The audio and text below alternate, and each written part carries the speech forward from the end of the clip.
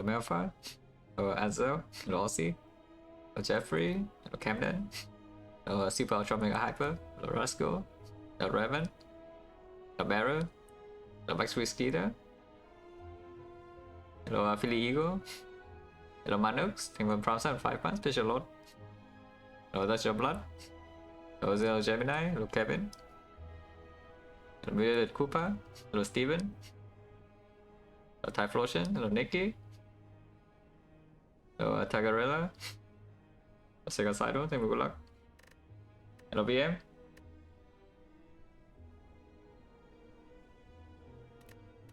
Cinema? No, that was yeah, Cinema was yesterday's stream, you and Jason. This game is whatever, you know, the real game is the other one.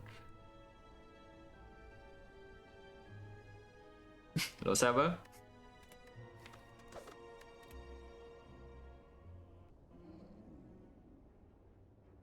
15 damage, hopefully no slime boss. Yeah, of course. 15 damage in slime boss is slightly suspicious. The other options are hot garbage. I guess the fire is at least in decent position, so we can take relic anyway. Stone Calendar also plays better in the slime boss, yeah. Ginger can also play. So you can take the relic, and depending on how strong it is, you can start like here or here.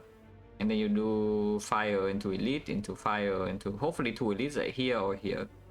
There's no lead fire and no lead shot to deal with slime boss, so yeah, scary fight.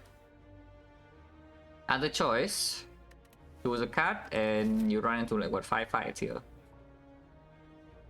Well, we're not playing the Effector, so that is that usually doesn't actually give you a strong Mach 1 unless you get good potion in this fight still.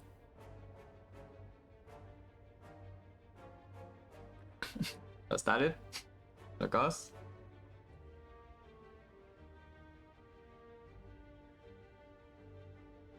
Oh, Daniel? Yeah, probably just take per relic, yeah. 15 damage is a steep cost and a slime boss act, but sure.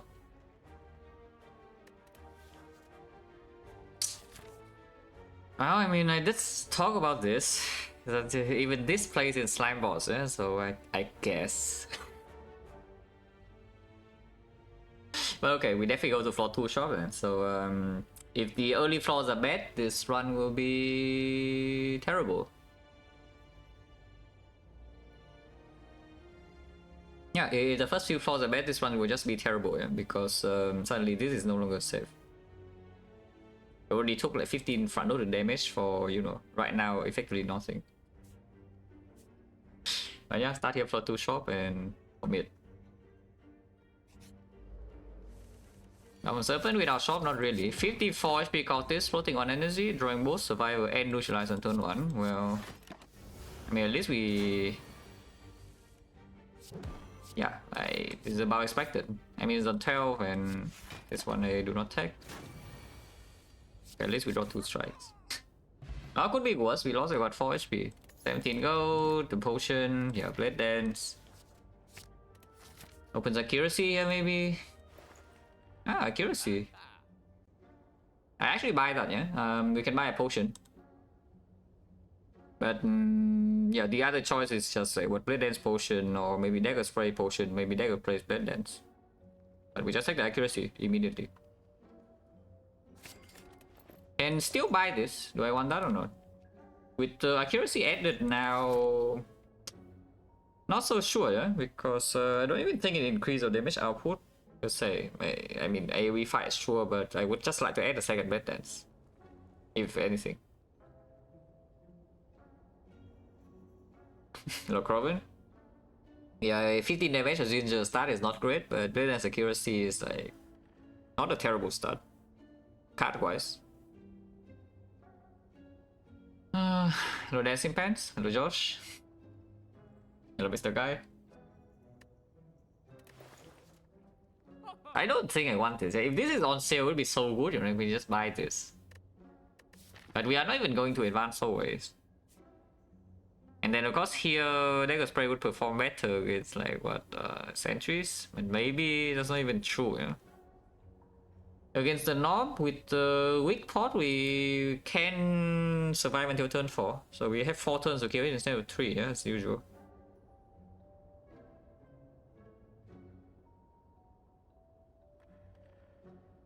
Yeah, I don't buy Dagger Spray, I don't think.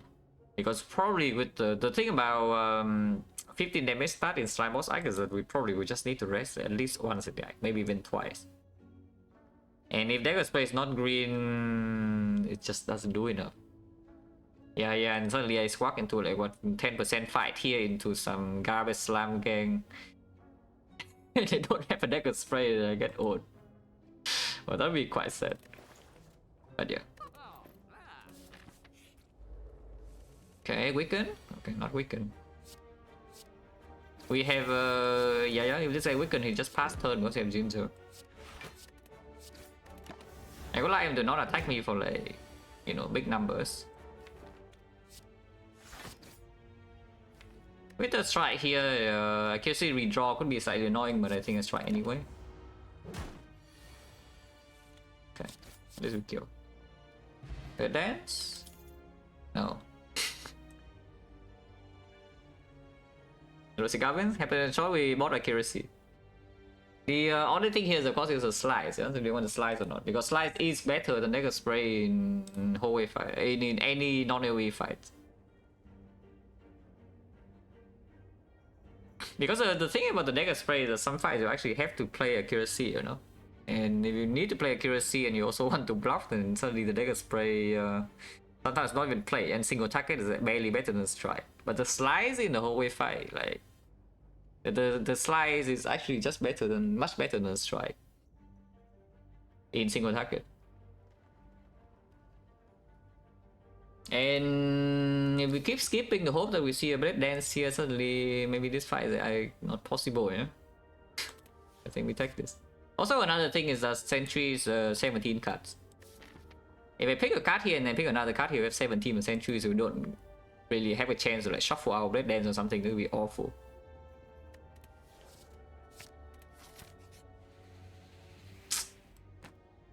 Injury of 150 gold that we cannot spend in this act. If we can spend the gold, I take this, yeah, but we cannot. There's no shop, and especially with like the accuracy blade dance thing, I cannot. Adding curse is even worse than usual. So not really. Yeah. Imagine this before the shop, yeah, but of course we cannot. Like shop is literally before 2. But just imagine this before the shop, we take the serpent and we go to the shop, buy like what accuracy blade dance, maybe a pot, and I'm chilling. 19 cards, well, this is not it, yeah. Like if you want to add a literal curse, just, you know, take whatever is here. Because this goal doesn't play until early act 2, you know. And even in early act 2 it might not ever play. And I think basically the position here is not good enough for me to just take this, yeah. If you, let's say your HP is like what 59 here of 66, then yes, I would carry an injury in Act 1 for 150 gold. But in this position in Slime Boss Act, with potion only being like a weak potion, not any burst damage, so we probably will actually have to face tank the knob. And the sentry is also pretty freaking ugly. Lagavulin is not even easy either, even though it plays the best in Lagavulin fight. I cannot take this.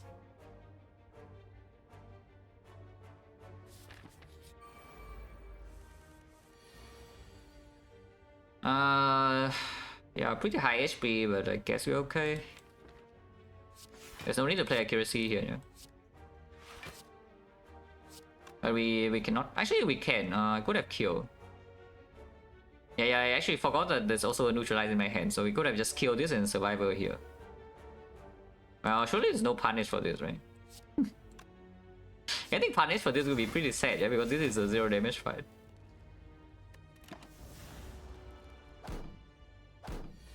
Okay, no punish.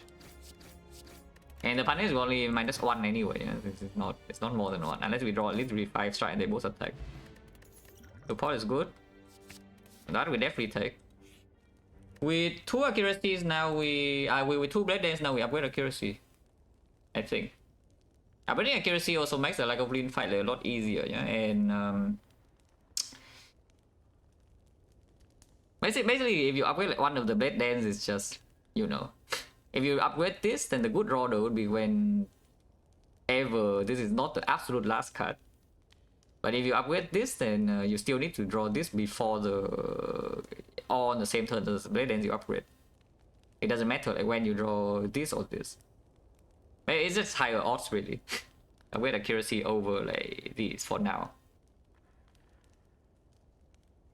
Cooper Biggs and will farm in 12 months, fish a lot. And Steven, they will farm as well in 7 months, fish a lot.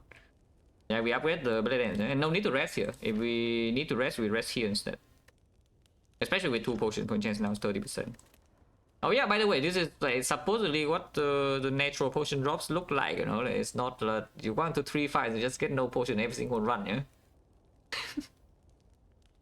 Supposedly only happens once every 8 runs, you know. That you take first 3 fights like one and there's no pot. And normally we just get pots like this.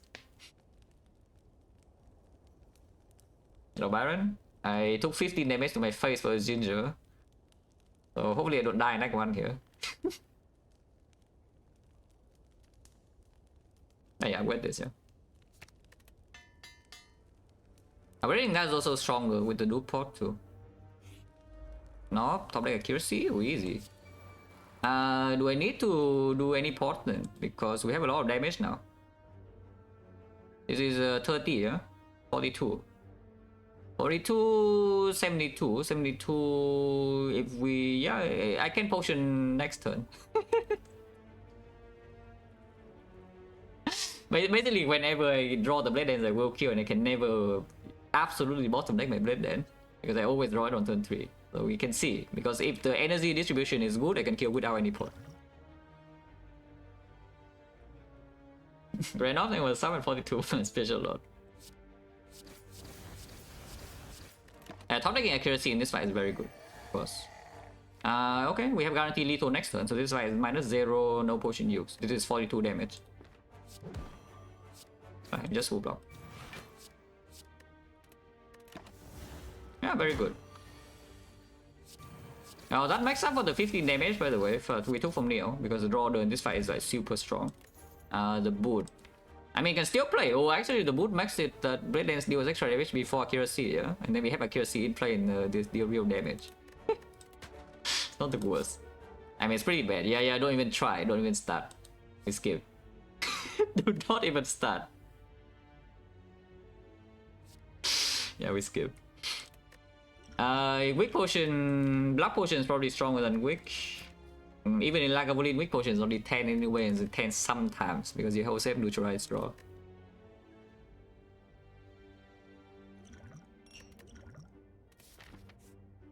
Okay, now what? Because upgrading Meldan is pretty freaking strong, yeah? And we have a block pot now. Probably do that, yeah? Probably do that. Upgrading Meldan +5 before accuracy and +10 after accuracy. Like, just very powerful upgrade on a 1 cost card. Potion chains right now, we dropped 3 potions, 4 5, so it's 20%. Either way is like 1 whole way into the elite, but this is directly elite after. This is 1 extra whole way fight before the elite. Let's say this fight drops no potion, we use a block pot here. Then I don't have a potion for this fight, it's like the knob again, unless I spend this, which I don't want to. At the same time though, if you go here and spend the potion, you have 2 floors to fill back your potion before slime boss. I think with this deck, usually against slime boss, we don't need to use potion as long as we have HP. Because this deck does have enough damage to actually get a good split. And after splitting, like, we cannot be weakened either.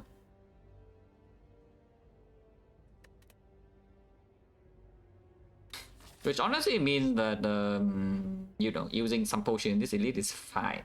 Usually, if it's not. If it's not now, I don't think we need a potion in any elite from here. Yeah, it's probably okay to do... Because then the priority should probably thinking about holding potions for like 2.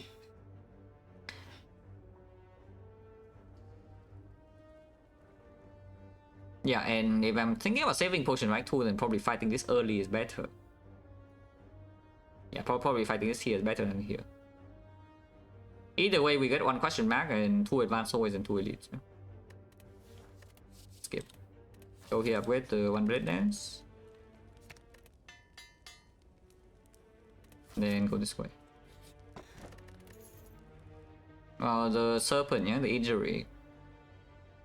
Do I key this or not?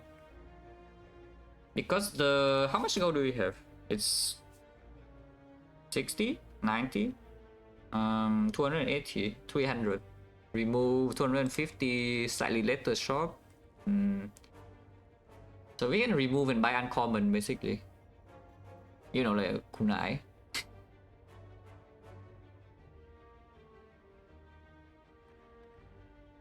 Pin code field, and whether give the sub to battle, pitch a lot.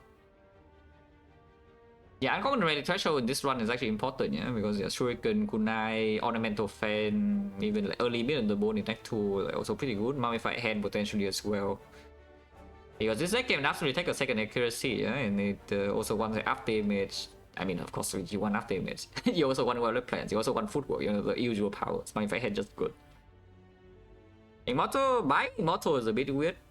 I probably don't. Usually I don't buy Immortal unless I'm like super rich or I'm in immediate danger. That I just have to spend my gold somehow. It's a good relic, but it's like, yeah, it's a bit overpriced. I think this is okay though. If the deck is going to be dependent on accuracy to deal damage, all of these cards are going to be like kind of garbage. I mean, they are garbage either way. But we also don't really add a lot of damage cards to this deck from now, except Blade Dance. And if you want more damage in this deck, yeah, you add more Blade Dance. You don't really want to add like some, you know, some quick slash or deck with throw or like predator or like, you know, the slice is here because we have not fought the first elite yet. But now I have more information. I have second Blade Dance. I have accuracy plus. Yeah, like the riddle, yeah, not going to be added.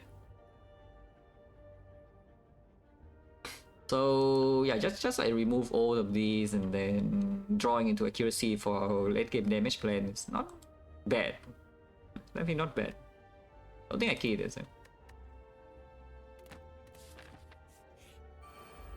This is Exodium Wildlife, but we draw the tame combination and also this guy is doing nothing.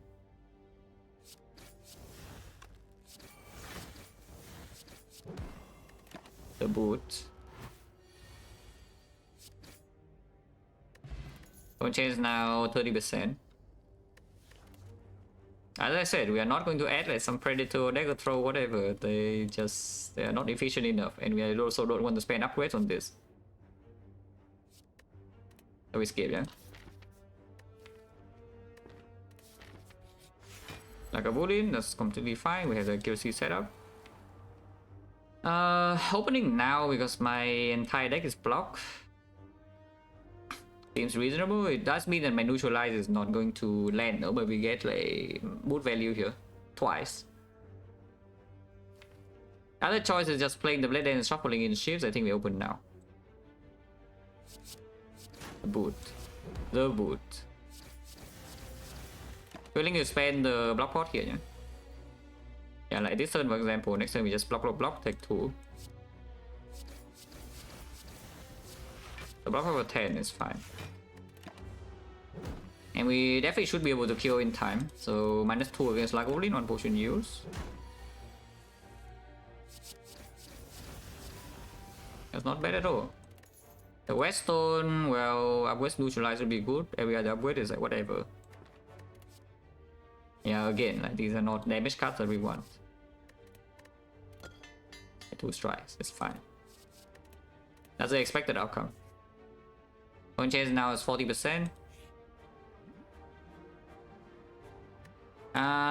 We should be worried about the knob a little bit.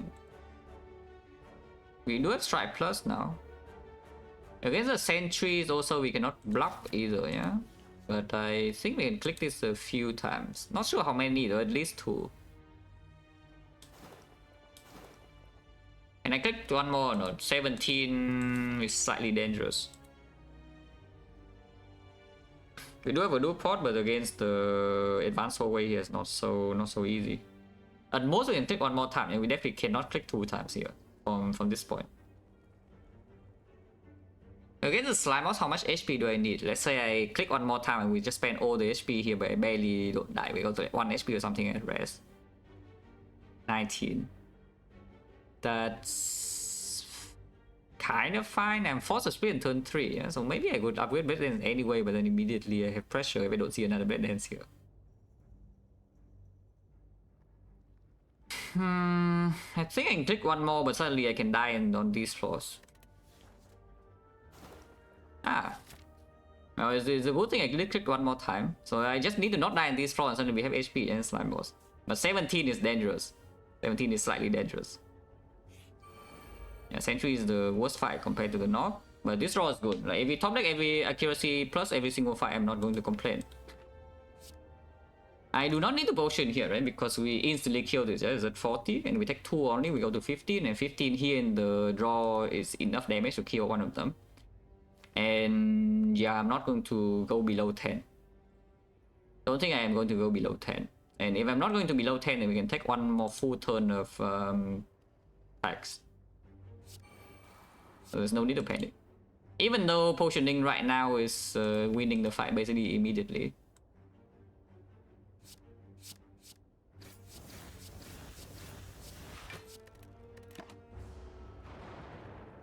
$43 is slightly an annoying number, but it's fine, yeah. Next turn we know for sure we draw is a double defense full block this, and then Blade Dance is killing here.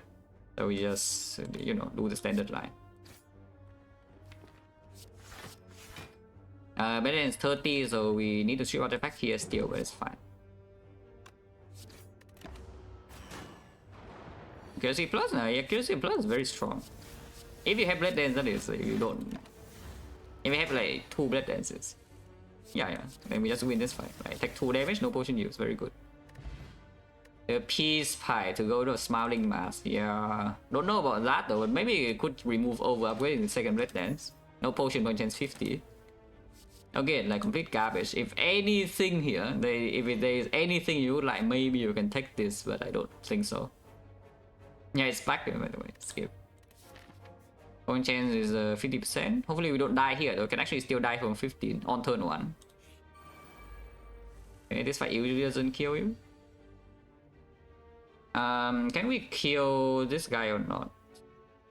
Ooh, yes, with the boot. This guy is buffing, but yeah, we take only 1 damage for now, so it's probably fine. Is there a cleaner line than just like playing strike here and then 3 shifts here? I don't think so, right? You cannot kill both. Are we kill? Nah, we kill this just fine. No, there's no problem. Even if I just draw 5 strikes in here and 2 curses or something, I don't have 2 curses by the way. But even if I draw that, we can still kill this and take 6.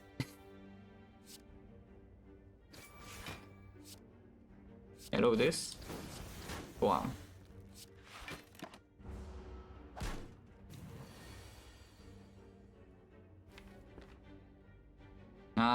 The Ginger is going in, and next time we know we're not taking damage, so I don't think there's any reason in here to take 2.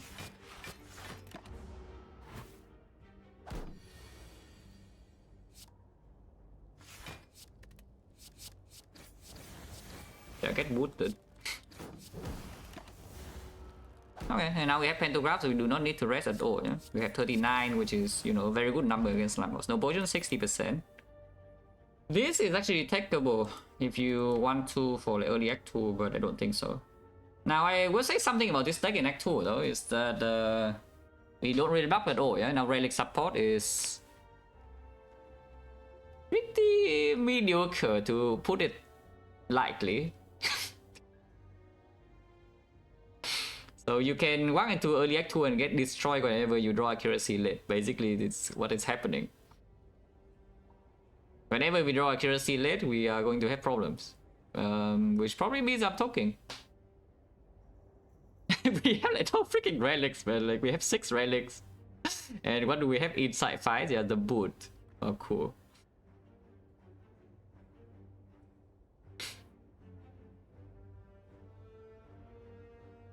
Oh, we shuffle go to 16 against slime boss. Yeah, I don't worry about slime boss because 39 HP and we can always just potion if we see that draw is going to be terrible.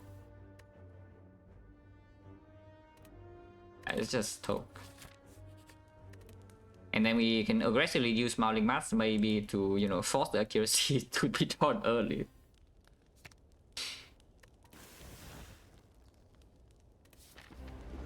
At 39 HP also. Yeah, accuracy top deck.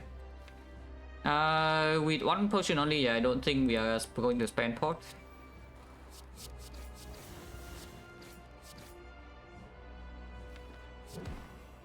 Go to 90. Sure. Yeah, either we draw Blade Dance this turn or... Basically, if we shuffle this Blade Dance and we also have it next turn to split, yeah? So either way it's fine. Go to 80 and then we don't split next turn, probably just take the hit to our face because we have enough HP. And we shuffle in 2 shield, yeah, that's fine. Okay, so we just take the hit to our face. That's minus 28, but exactly okay. I have zero problem with that.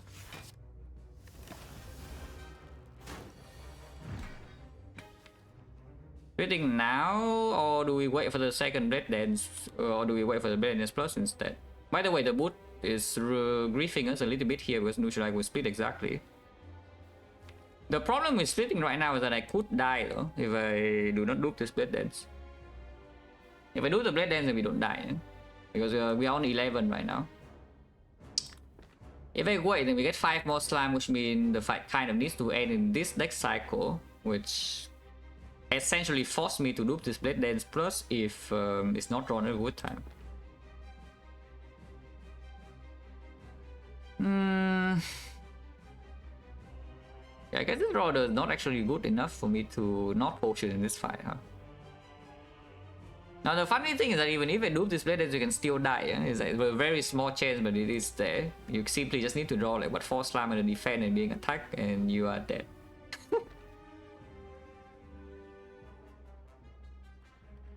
If you want to potion and waiting until you draw into this to potion is better.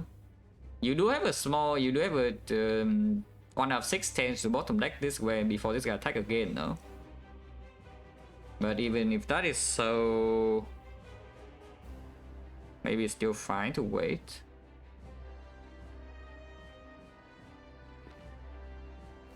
If we wait, yeah, hand has 5, so I play 2 cards and do the Blade Dance Plus, it kills instantly. So I just wait. Hopefully I don't die because of this, but I still want to preserve this potion for early act 2, yeah, with, you know, the relic support being like this.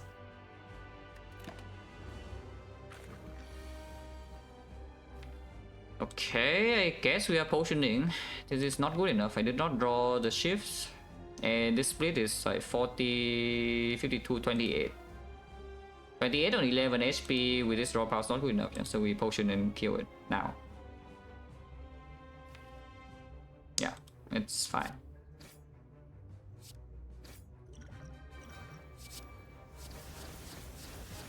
Early Act 2 could be pretty rough here if we break boss rewards here. Okay, at least potion back. This is definitely not a brick red card. But rest do you want afterimage, adrenaline, this right here, maybe alchemize, malaise. Malaise less so, malaise is more for way later in the run, not now. A cost explosion can help a little bit, but it's not. I guess it's fine to see. But yeah, this one is pretty good. A mid. Yeah, we take that, yeah, pyramid red form. Of course, pyramid with 2 Blade Dance is a little bit awkward if you don't find, you know, a way to make hand space. But we do have this 0 cost, can get out of the hand. This is also here, and you know, we can remove base cards with Smiling Mask and the thing. Other choice is like Coffee Reaper, but for this deck, which is actually still fine because we have Regen Pot and Pantograph, yeah. The problem is that this deck is a pretty high variance. How well it does it depends a lot on, you know, when we draw this card and this card. Yeah, for take a bit. Yeah, that's pretty good boss rewards. We can still get destroyed in early act 2, it's very easy. Which means we should not be like overly aggressive. We go to early shop for sure though. I start here, probably take question mark with advanced always, but we will see how well this fight goes. And then after the shop, we also decide again whether we go to this shop or not, because this shop can also still use Smiling Mask. Otherwise, you could fight the elite immediately. You can go fire here, upgrade your red form or top or whatever, and then fight like this elite and this elite, maybe this elite too. Either way, the first nodes are always a thing like here, here, here, here. Unless it's a shop, then we can think about like what is coming after this. Although the deck is now getting more relics than cards added in Act 1, and fun fact, yeah, the deck is better than the relic bar. You see, so it's not about numbers, it's about quality. Yeah, it's not about numbers, it's about quality. But yeah, we start here. Yeah, this is one of the guys that can bash or phase in. Slightly less so with this, but do we regen pot now or not? Because apparitions can show up here, and I would like to take apparitions in this deck. We're taking 3 right now.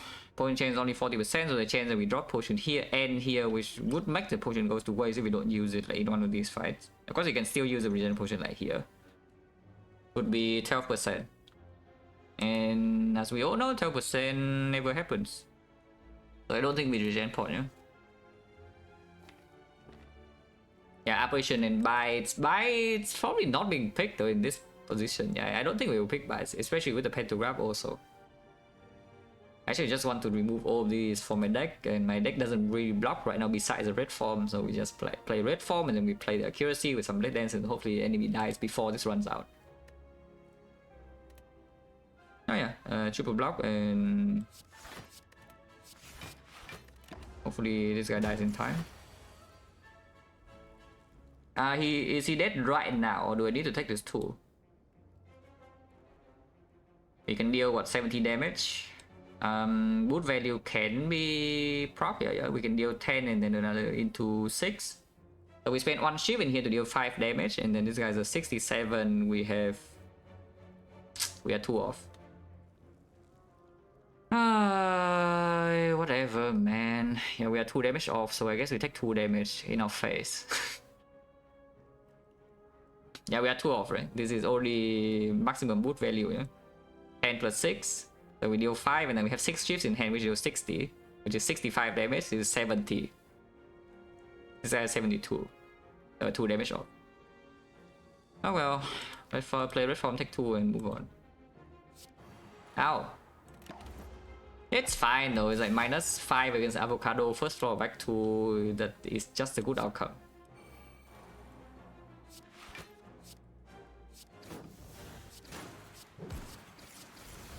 Unless we fail to kill next turn, yeah, I sure hope that's not the case. But yes, it's not the case.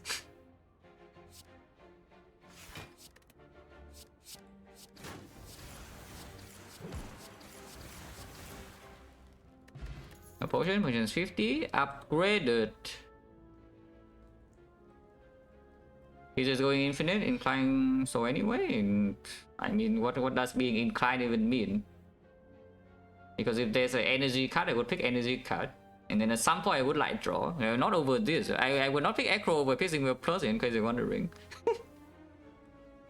So if the infinite happens, it will just naturally happen. They don't like play around it. But removing cards from this deck is also just strong, yeah?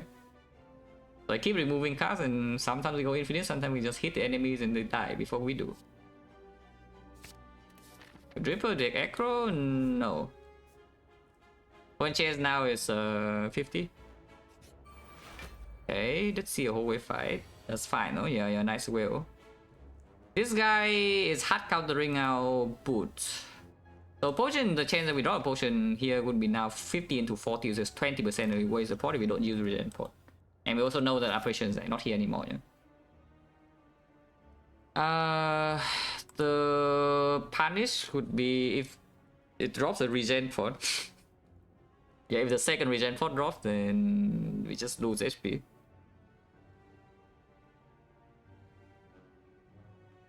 Because using the regen pot in this fight will probably have full value, but regen pot in the advanced hole is maybe not always full value anymore.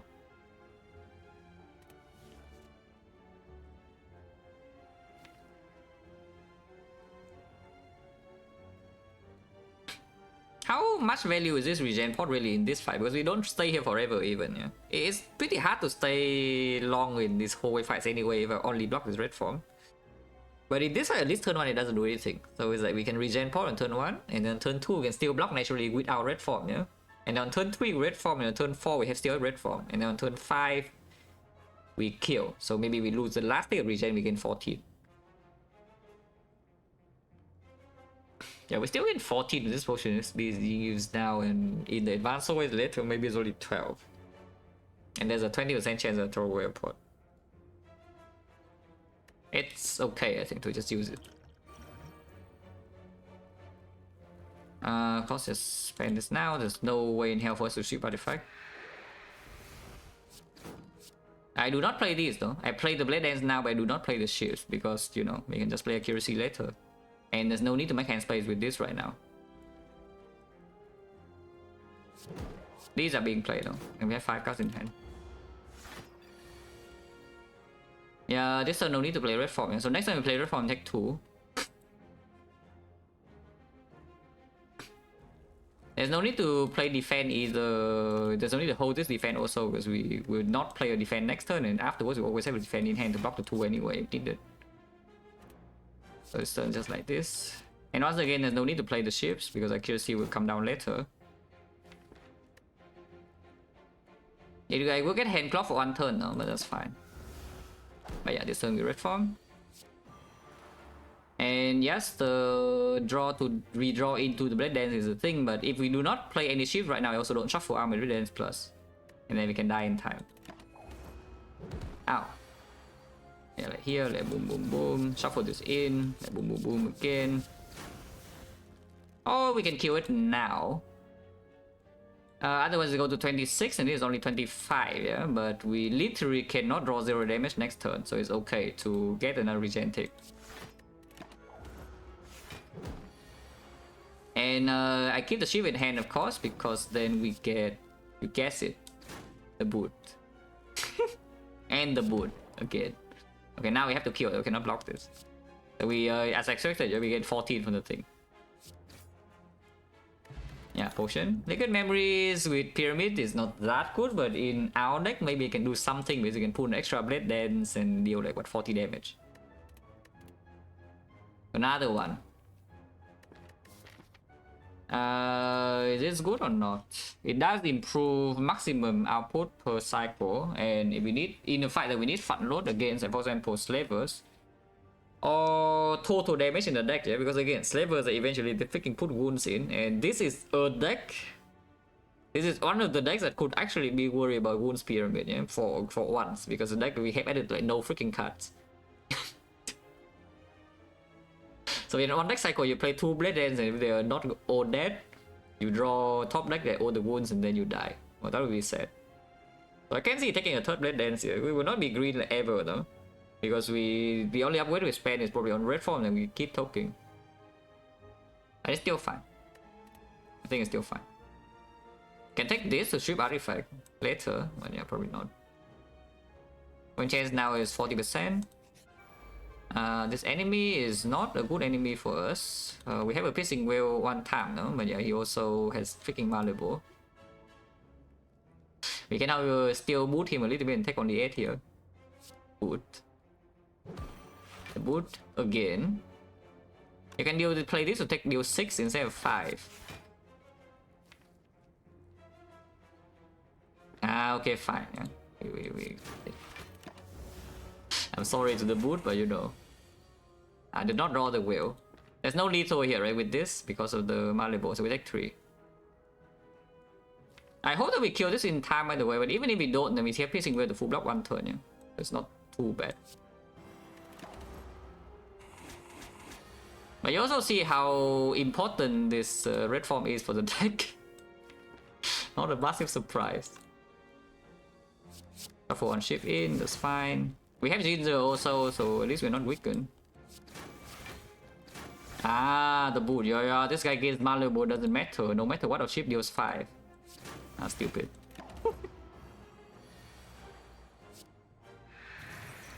Return 3 and we can probably kill it next turn. The boot. it's dead. Okay, let's get a potion, so 30% now. And yeah, it's a good thing that we did use a regen point, yeah? After seeing that this question mark is a fight. So now we did roll the 20% potion here into potion here. And I got to heal my 14. The deflect is to make hand space so that I can actually play my red dance. Because as you can see, like just now when the slice is not in my hand, and I played the red form before, so my hand is filled with 10, yeah? As I play the red form past the turn, so I only play one card, the next turn my hand is 10. It's not so easy to play the first blade dance. And the deflect in here is here to maybe save a little bit of chip damage, to give us an alternate block plan besides the red form at some point, and to make hand space. Unfortunately, there's also a pretty mediocre, but it can be played during the red form turn to save chip as well. You can see, like, whenever you play red form, you take like 2 damage on the same turn, and next fight you take 3 damage. Here with the deflect, you can take 0. It's kind of like a blood vial in a sense. I mean, not really, but kind of. And it also gives you shifts, so potentially it could be dealing 10 damage. And yeah, kunai is an out. If you see a kunai, then suddenly it is good, and of course we could even buy a kunai for full price in the shop. Yeah, we have enough gold. It's fine.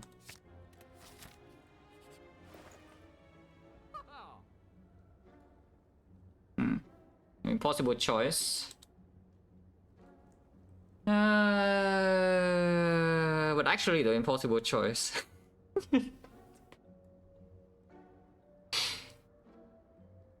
Yeah, stop bandage just doesn't do anything, right? It's like, yeah, and the next floor is freaking see a cow gamble and then upset. Because right now we actually don't block at all besides red form, and suddenly we buy this and we have a plan to block. It's like prepare and block cow gamble, immediately blocks full every single turn. Because we have pyramid and we have the remove. On sale though, yeah, this on sale is pretty damn good. Next to it is also a card that's probably kind of good, yeah, with the red form.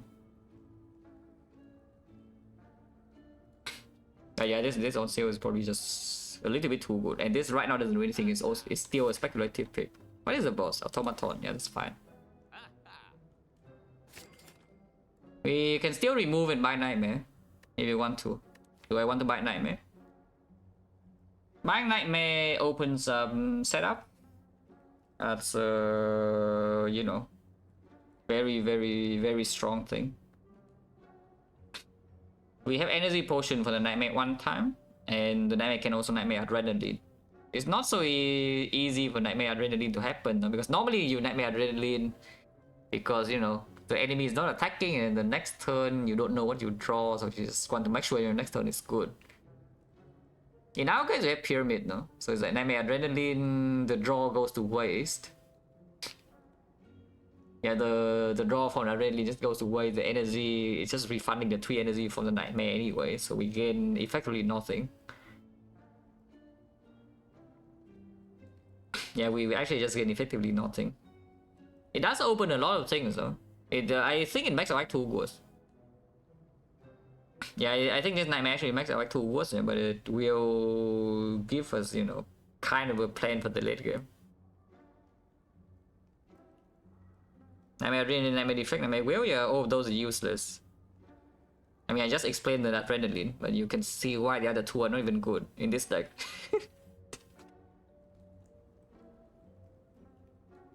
It's just maybe endgame insurance, you know, because otherwise this type of deck, when you run into, for example, the hard fight, yeah, and all the time eater, and you don't have, you don't overscale your damage, and you also don't have meter resolution, you would die.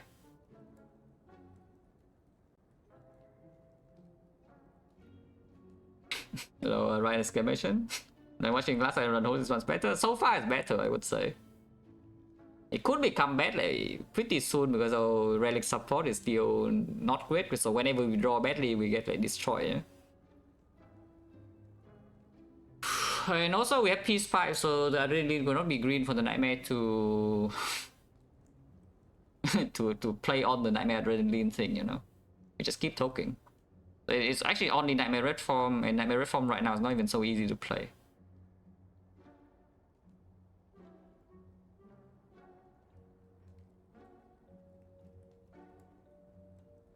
Is there an obvious worst Act 1 plus Act 2 boss combo? If the worst Act 2 boss fight? Nah, not really.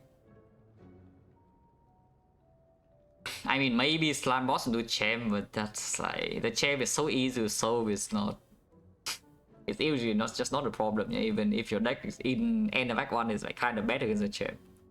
Otherwise, if you have enough damage, you can do anything in early game.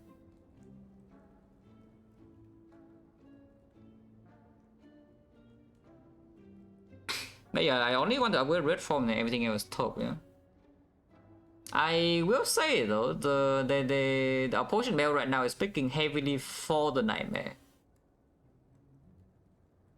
As you can see, like we have 2 potions in here, and what are they doing? Yeah, the energy pot to play the nightmare in the first place into a red form on the same turn sometimes. Now the liquid memory is that you can simply survive away a nightmare or the red form and then play the card with the liquid memories immediately. Build deck around the Guardian might set every single fight in Act 2? Nah. If my deck is actually built around the Guardian, I am probably infinite. Because a deck that only has block doesn't really work against Guardian, you know? You still need to split on turn 2. If you cannot split Guardian on turn 2, but your deck is actually good against the Guardian anyway, yeah? Then it means that you can block 36, and if you can block 36, then you are fine in Act 2. And not Act 2 elites though, like, if you can only block, maybe reconsider fighting Act 2 elites a little bit. It's so expensive though, freaking 174 gold, and then we can just see it for free and would never really pick a second nightmare in this spot. What if we just remove and then leave? Yeah, what if we just remove and leave? Because we have another shop right here, you know?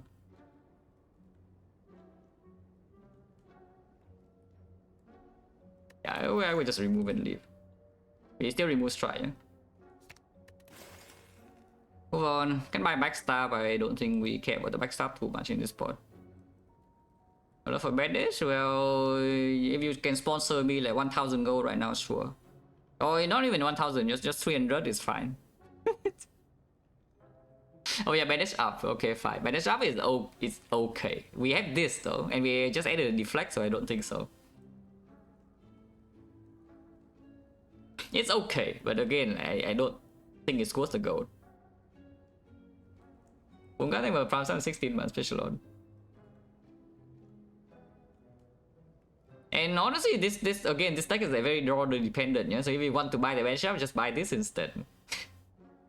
It's like you heal 2 less per fight for 65 gold more, but at the same time, it's kind of like you also gain a remove, you know. So like, what if you just buy this instead if you want sustain? I think I just leave though. There's nothing else here.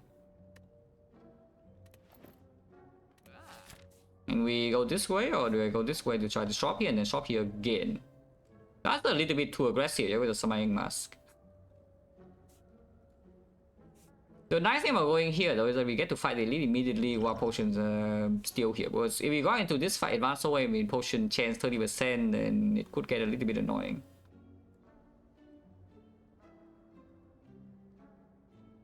Now, of course, you can also get destroyed in the hallway fight. And this part is not exactly the safest part I have ever seen. Yeah? Going here is gaining you... Actually, not even 1 extra fire if you want to do the elite, because the fire is here. So you can even go this and this. It's just that you lose the red from upgrade immediately here. But if situation is terrible, you can rest. If you get a free upgrade in here or something, you can, you know, do something else. If you get a lot of gold in here, somehow you can go to the shop. Probably not happening. But yeah, what if we just go here anyway? Because how important is red from upgrade compared to preserving HP and potions? Against bull stabbing, yeah, red from upgrade against leader is very good with the pyramid, like exceptional with pyramid, because you actually just buy yourselves on free attack. At the same time, I don't think leader has that much HP, yeah? Especially when the fat gremlin is also completely nullified with the ginger.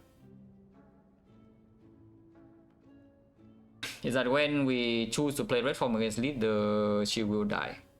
Because before she buffs strength, the piercing wheel just full block either way. Full stabbing, yeah, 1 turn piercing wheel, 2 turns red form. In total, in the deck, with 3 balance, we deal 100 damage. Only 100, so you do need to redraw Blade Dance at some point, but I think it's okay. We have R19 also to speed up a little bit. Slaver is the most concerning fight out of the three.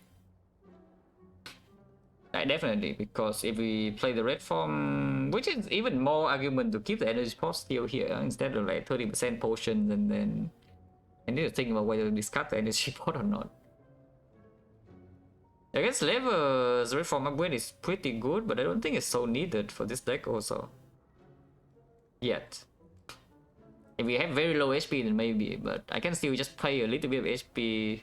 And sometimes we don't even draw this on turn 1 and the upgrade doesn't matter. The red form upgrade only really matters if we draw it on turn 1 in, you know, the elite fight.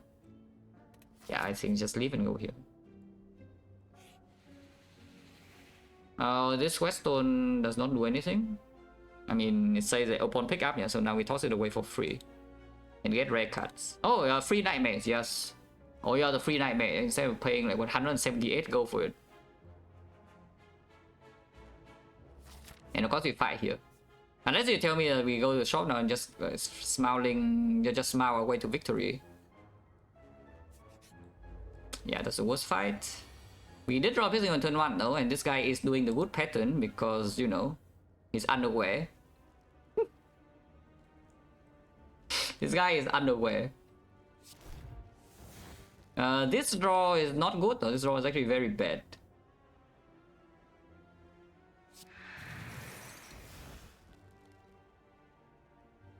We can choose to take 0 here. I am willing to spend energy pot by the way. I think this fight is dangerous.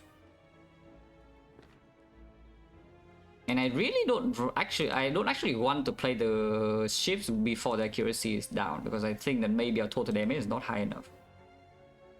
You can prevent that by killing Taskmaster first, of course that would mean you get entangled or vulnerable. Either way, I think... Actually, I should not even play the defense, but playing the shifts in here is overdrawing unless I play one shift.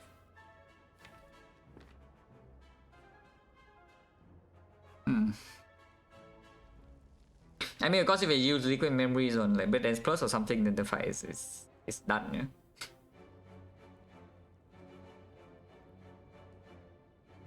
But now I need to think a little bit. Because we really cannot afford to waste damage in this fight in here when the accuracy is late. I do not always draw into red form on turn 3. By turn 3 I mean. So taking the vulnerable, it's fine I guess, because if we don't draw into red form then we can kill at least 2 of them and the vulnerable doesn't even hurt that much. If we kill the Taskmaster by turn 2 then I only take 6 wounds. Or by turn 3. Otherwise we kill red slaver and then the Taskmaster, we can ignore the blue slaver. And then I have in total 9 to 12 wounds.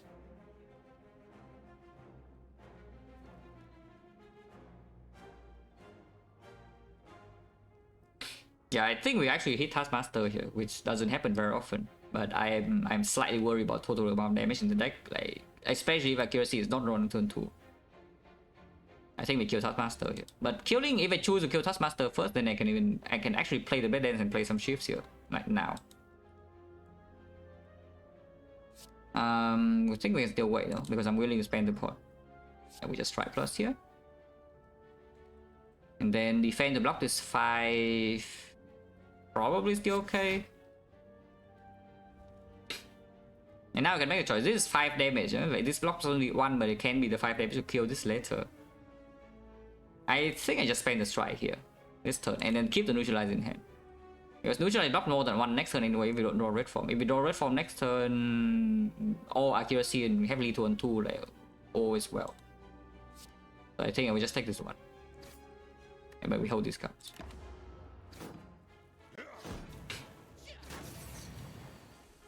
But yeah, normally wounds with pyramid is not a concern for me at all, yeah, because you know my deck doesn't usually have only like 20 cards at this point of the run. But this run is a little bit different than usual, which is why like this is actually a real threat. And yeah, we just red form, slice, neutralize then. That does not overdraw. And then I do have a deflect in here to make hand spacing and accuracy to blade dance. Tech 3, yeah. Shift is a multiplier of 10. It's a 6. There's no clean way to not waste damage, so I guess we still put both here. 6 wounds, yeah, expected. This turn we should be able to kill Taskmaster unless they literally bottom deck the accuracy. Oh, that is bad. Because we got Entangle now, so we waste the red form as well. And next time we're still Von. Oh, that is like the worst draw though, yeah? Like bottom decking exactly accuracy and getting Entangled this turn. Because if we are not Entangled, we are still fine. But we are Entangled. Oh, this is awful. It's actually awful. We can... I don't think we die here, but we can get like significantly hurt and suddenly maybe now we die in this fight. But yeah, I mean, I just say I think Slave was the worst fight for this deck. And of course we also roll, you know, garbage. I cannot kill this red slaver right now, right? So I actually just have to take this Entangle, unfortunately. At least we can kill the Taskmaster, yeah? But then I lose 2 blade ends in hand and we still have 6 wounds. So if we top deck all the wounds, we're in trouble like, immediately. But oh well, there's not much to do. And yeah, at least the deflect is doing its job. I'm not going to energy pot this turn and play the deflect instead. And then yeah, we can play strike. Because next turn the strike is worthless. The defense is also not blocking a lot because we have -2 decks, but you know, whatever. So we play the strike and then we play the blade dance. Blade dance is 5 each. So there's no, again, no wood threshold. We need to spend 6 ships here. The effect wasn't there, we have accuracy. Okay, yeah, fine, sure. It's true. That was before the adrenaline was bought though, so of course we do not have the same card threshold, yeah. But yeah, strike and then 5 ships here, and then we can hold a ship in hand at least. And I think holding a ship in hand is positive. Now at least we hit the Taskmaster first though, is the thing. If we hit the red slaver first in this position, and you see this turn, yeah, maybe you're done for. Like, you could actually be done for. I hope that we are still not done for, but it will hurt next turn. Like hurt a lot because this guy will always do 13, which is vulnerable to 19, and this guy could do with 21. So they're facing 40 damage incoming, and our block is going to be like 633. So it's -28 incoming next turn potentially. The turn afterwards we probably can kill, but yeah, that's just way too much damage.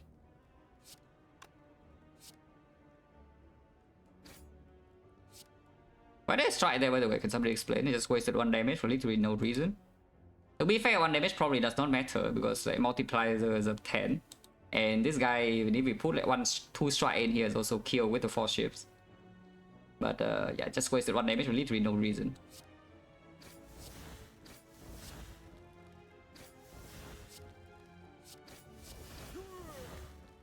And I think we keep the ship there. And yeah, next turn will hurt a lot because you just got entangled and the red form's not green. Yeah, it's absolute maximum damage. Survivor Wegun is clear. You can energy pot right now for like 3. If you energy pot now, there's no guarantee you can even play the blade dance next turn, no? So I don't think so, yeah. But I do play double defense here. We're playing defense accuracy. Ow. Okay, that's scary. I'm not drawn into the other blade dances and our dexterity is still ticking down. We cannot kill 2 of them this turn unless they double port, I don't think. Deflect box 1, cool. So 5 ships on here.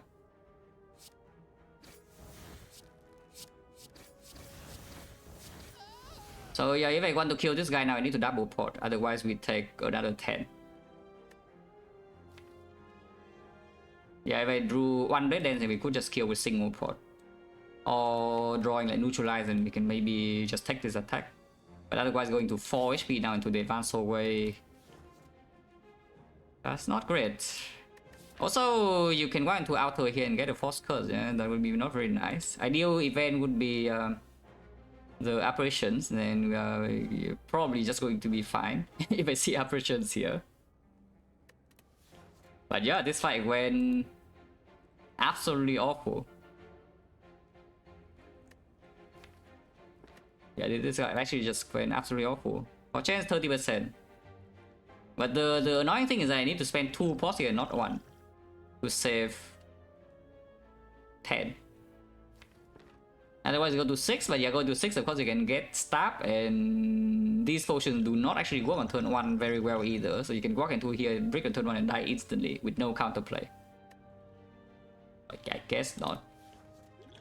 Freaking hell. But yeah, Liquid Mary's Blade Dance, and this is not lethal because it's only 49, yeah? And yes, the 1 wasted damage was not going to matter. Wake up, do I top upgrade them? I freaking upgrade my red form. I just upgrade my red form and then I keep talking. Like, there's no need to upgrade operations until very late in the run, and you can upgrade 1 of them. Yeah, this fight was just brutal. Bottom draw, the exactly bottom decking accuracy is 5% low roll, yeah? Which, by the way, I already talked about it, is that this deck in Act 2 can get like destroyed because it's very dependent on drawing the accuracy. Like before seeing the icon rare card reward. And of course we also get Untangle, which is a 25% low roll. And it Entangle on the perfect turn as well, because if it was Entangling on turn 2, I would not even play the red form. So it definitely needed to Entangle on turn 3. If Entangle on turn 4, we're also fine, yeah? But it Entangle exactly on turn 3, and we also exactly accuracy also. Which is, you know, just ridiculous. But yeah, what can you do? Yeah, double pot. That is what potions are for, right? When you like low roll like complete crap in this game, like, at least these can bail you out. Hopefully these bail me out. But yeah, I do need a double pot here.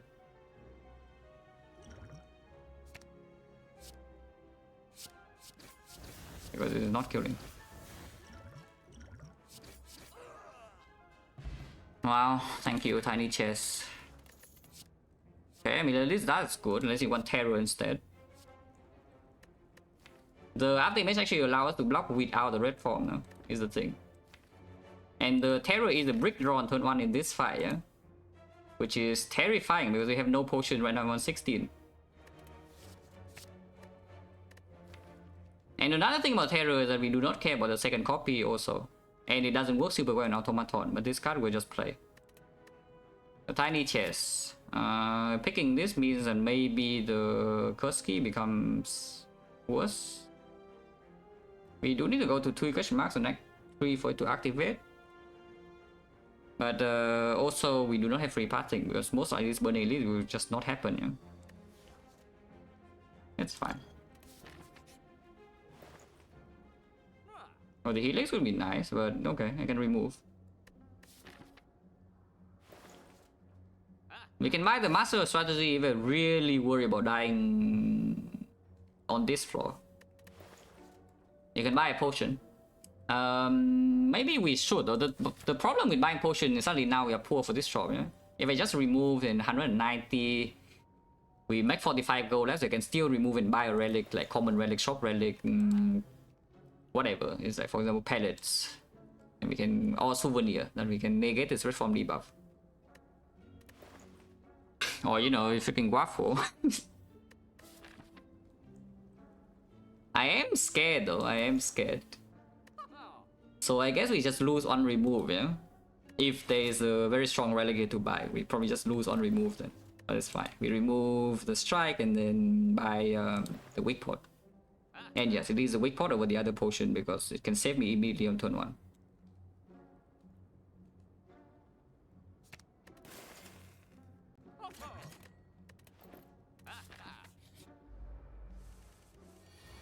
After image is here, we probably don't need full potion here then, because I'm not going to take damage on turn 1 and then we are fine. This potion can still do something in this fight though, but yeah, usually it just means I threw away 56 gold.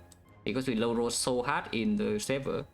So it's like what, minus 56 gold, minus 2 potions that we were storing, and those potions are good potions for late game.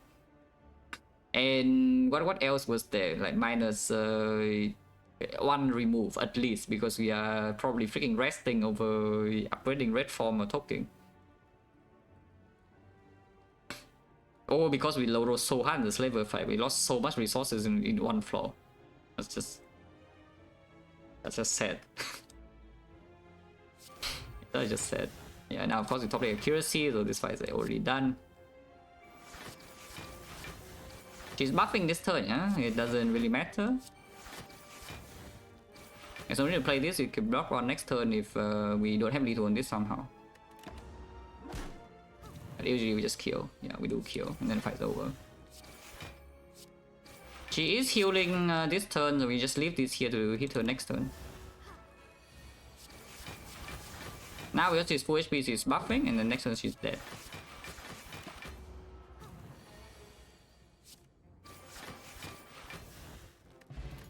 Okay, at least 1 potions back, 10 gold though, massively low roll gold, and now maybe you can not even afford this, I don't know.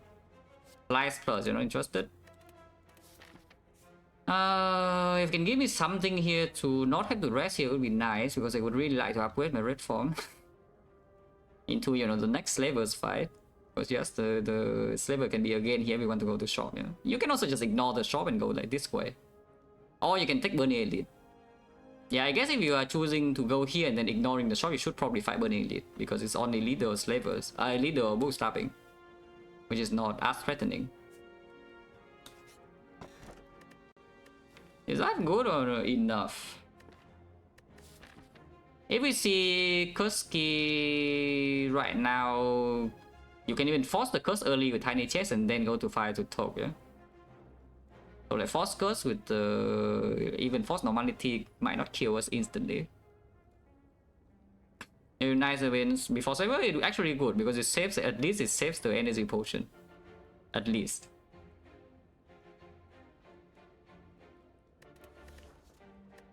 Into automaton, and we are low HP right now, and the damage is very dependent on drawing this early. I think we can take this.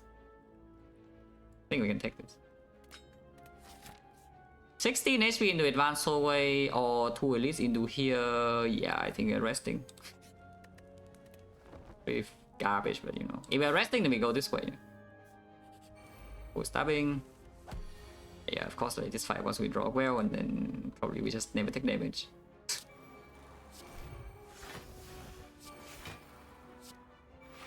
It's only to play well this turn, so we can just attack. I should not have played some extra shifts there, but it's fine because Piercing Veil is blocking this turn anyway, and we can red form next turn. I should not have even played the Veil, by the way, because it actually loses me 1 turn. But at the same time, it doesn't matter. I'm pretty sure we just kill this in time. In fact, I don't need to red form this turn. Without a deflect in hand, if I don't red form now, I take damage next turn though, so I think I should just red form anyway, regardless. And we have 2 turns to draw into like the blade dances, which, you know, always happens. Our deck is like very small. So yeah, 0 damage taken, expected, if we draw well on turn 1. And you see Burning Bull stabbing goes exactly like this. It's the same fight. The Burning Bull stabbing would go exactly like this. Yeah, nice rest. Wow, freaking tanks. And yeah, nice 56 gold by the way. Acro, probably first Acro is still good. Like actual active draw in the deck, open some Tactician. And yeah, we still have maybe some ideas of Cow Gamble into Tactician to Infinite. Or like pseudo Infinite, it just increase the damage output basically. If we see the 4th energy. Right now it's not that strong. Because we are on 3 energy, but if we see 4th energy, it becomes a lot stronger. Yeah, we go here and then fight it.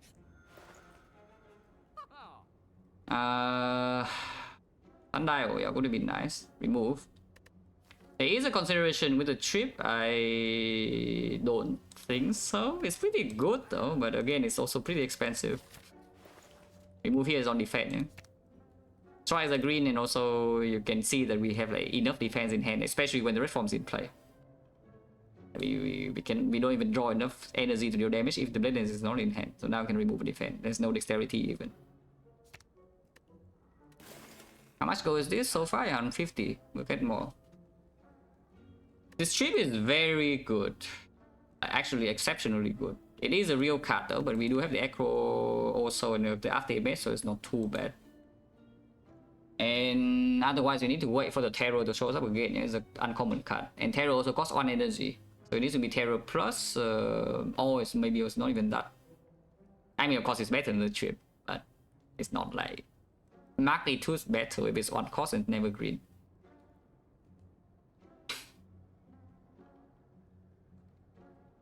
The trip also allows us to strip artifact and the hard fight so that we can actually freaking piercing wheel it. That's probably good enough. We have 100. And actually, we have force parting to never even go to a shot.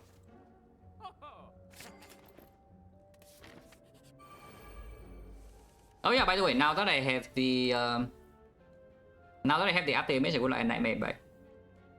For free, by the way, not for gold, but for free. Because now we know for sure that if I just nightmare red form in the heart, we win. Yeah?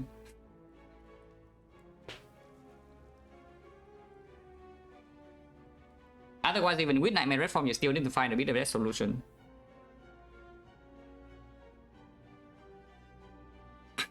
Well, no reason not to adrenaline, so we just do that. I mean, there is a reason, because you can kill these two now and hold adrenaline in hand in case she attacks, but I think we just want to, you know, draw my powers like that.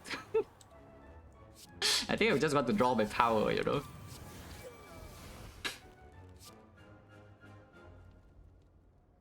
Probably Survivor now and not play anything else. I mean, you can play this. You can trip her right now, but yeah.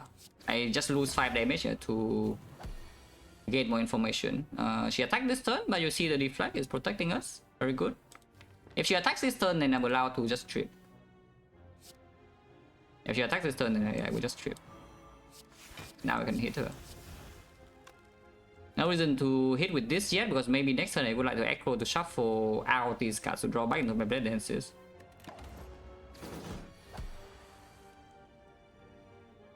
Well, I need hand space though, yeah, I guess. Yeah, either way, I need hand space. Yeah, this is... I need to play the slide anyway, it's fine. Also, she's dead. I do not need to Acro because she's freaking dead to my strikes.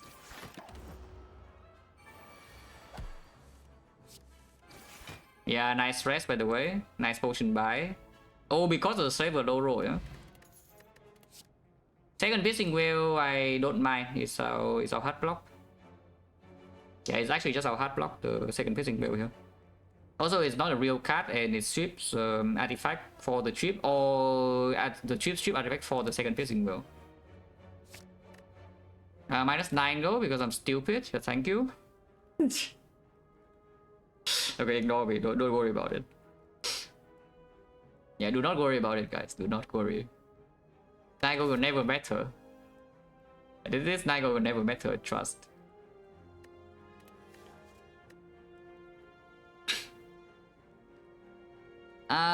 Cunning potion over the thing. This thing is also kind of like a cunning potion. Except it's more flexible. It's less flexible on turn 1. But at the same time, the cunning potion is only damage, yeah? So I don't think so. I think we keep the liquid memories.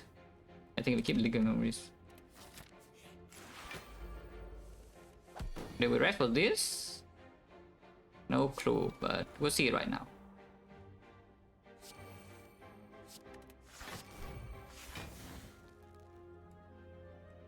There's no lethal here, right? We are 1 energy short because I play after image.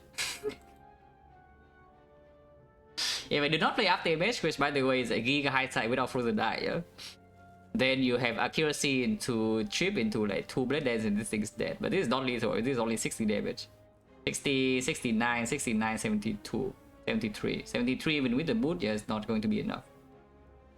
So we just block this turn then. Yeah, we just block this turn, it's fine.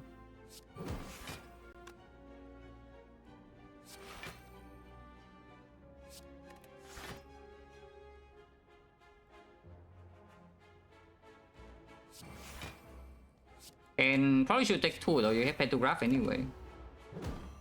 Because I need to actually keep the Giga shift in here, otherwise this thing doesn't even die. Yeah? The boot. I mean the boot with this is nicer. Boot. And yeah, of course, so you just win the fight instantly. Garbage. I will red form. Yeah, sure. Breaking red form is also very, very powerful for this fight because this guy attacks, you know, once every 2 turns. And it means that when you red form one attack on the correct turn, it will also block the next attack. Which means you suddenly, this is kind of like 5 intangible in this 5. 4 intangible, yeah, 4 intangible instead of 3 because you have 5 turns. Was there risk of death in slavers? Actually, yes, I think. After the terrible turn 3, there was actually a risk. We just need to top deck 6 wounds and bottom deck both blade dances and suddenly I die. A lot? No, I wouldn't say a lot. It's still extremely low with 2 potions. But the fact that the fight got that bad in the first place is just like, you know. I mean, you can see the rest of the act, yeah? you can see the rest of the act yourself, like how we just destroy every single fight the moment we draw accuracy. And in fact, like the slave, that's the thing, like if the red slaver didn't net me on turn 3 exactly, then even if I bottom deck accuracy, I'm still fine, I'm still like completely okay. But I just got entangled, so I have to take like another 28 damage to my face the next turn with no counterplay, and my hand gets clocked up. It was just awful. Okay, it's here. Here we just start with Acro, I think.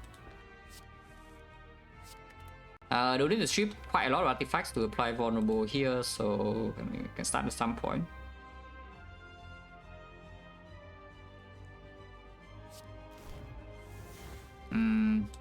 Pretty mediocre turn, huh?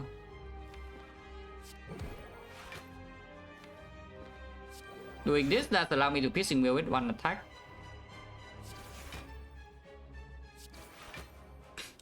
Make hand space, so that I can actually play the blade dance with the shift. Blade dance with the accuracy. I am getting my accuracy stolen. Very cool. I guess it's fine though, because I can still hit this.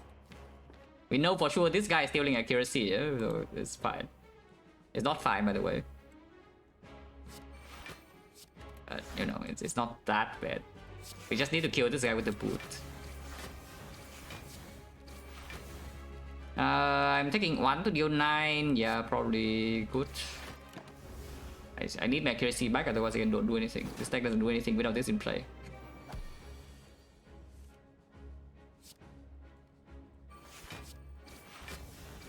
And yeah, we can play the accuracy now, and our deck deals maybe some damage. This is Piercing Wheel plus. I don't need that back. Right? Yeah, it does. Yeah, I don't actually need the Piercing Wheel back. This is blocking next turn, but I also want to draw into artifact shield, so I can actually play the Piercing Wheel to block more. And making hand space for blade dance is like something. Okay, I guess I just don't have artifact strip then. I'm sorry. They're still fine, no? Yeah, it's boot. We just hit this guy now and just take the damage, it's okay. And then we reform the Hyper Beam.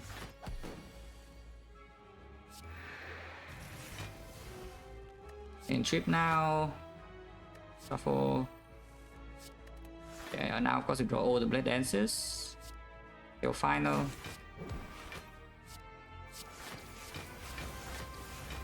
Oh yeah, this fight is already done. Yeah, we reform this turn, you can never survive like long enough. Yeah, bottom deck is only chip. Don't really care about the chip too much this turn, so it's fine.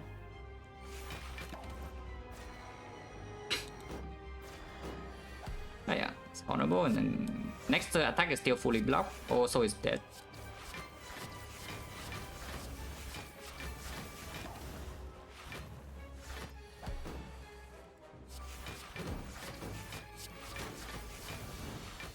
Yeah, nice rest.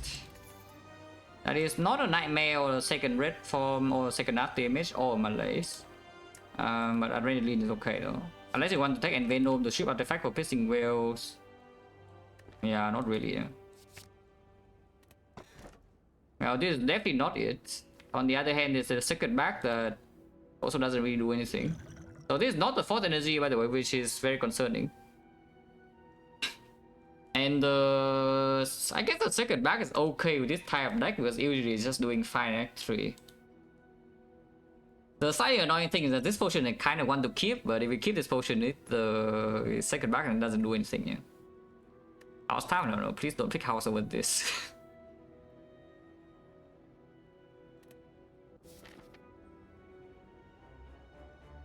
The Awakened one, is that fine or not? Because our only block is the A20H. It is, however, a lot of block, and we can strength reset with Piercing Will.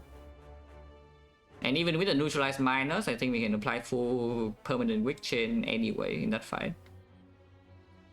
But Elite is here, only 2 Elite Act and no fire. Oh, that is ugly. Yeah, that is just a little bit ugly, but I guess so. Can we get tiny chest value or not? Yes, we can.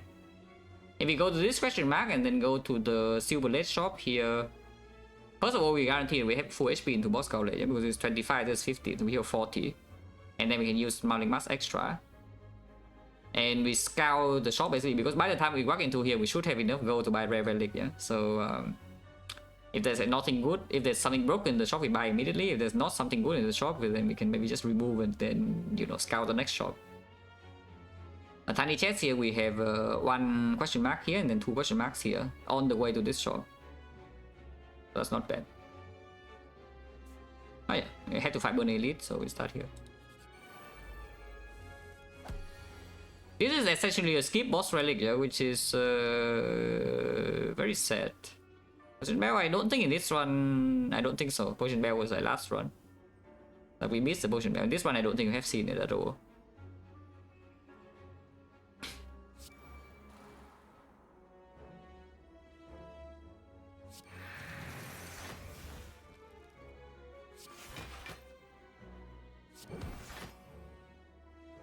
I could get destroyed next turn sometime. We have 2 Adrenalines and the red form and Piercing Will plus.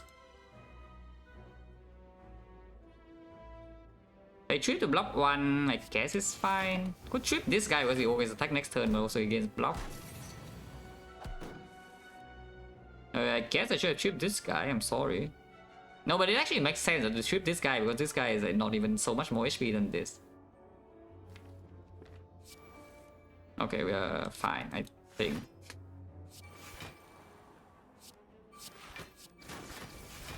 A boot. Yeah, because of the up damage, yeah.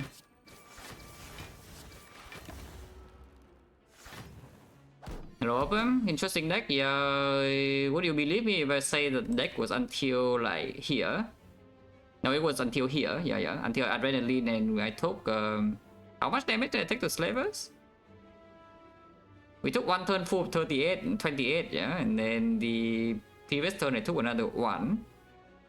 On turn 1, yeah, that's only on turn 1. So I took 30 damage and Slavers fight and spent 2 pots. Because I got netted on turn 3 after playing red from on turn 2, and it bought to deck exactly accuracy. Both of those need to happen. And also I need to not top deck my red dance in the redraw. So I lost 30 HP and lose 2 potions, which ended up making me lose on fire. And lose 56 gold because I need to buy a potion, not die immediately next floor. That was just ridiculous, but you know, it's okay. Okay.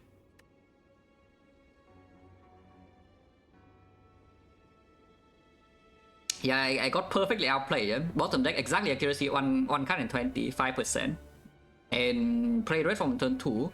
Rest level and tango on turn 3. So now there's not even any kill. And the wounds with pyramid are piling up, so I need to kill Taskmaster also. So I just need to play my Red Dance in hand instead of holding them before accuracy. Everything was perfect. From the slavers, not for me. they double pot and lose 30. But it's fine, like we take a take 0 here.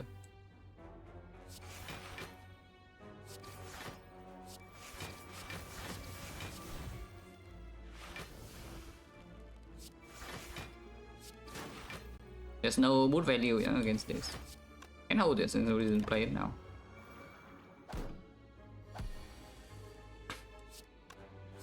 poorly. Oh yeah, no force energy also means that the Acro in here probably doesn't play a lot. But maybe it still makes a tradition or something pickable. Okay, if you already know that the deck is like this, then what are adding another one? I am not going to add the finisher, even though this like finisher pyramid with Giga Blade Dance. Because it does not improve our worst fights at all, yeah?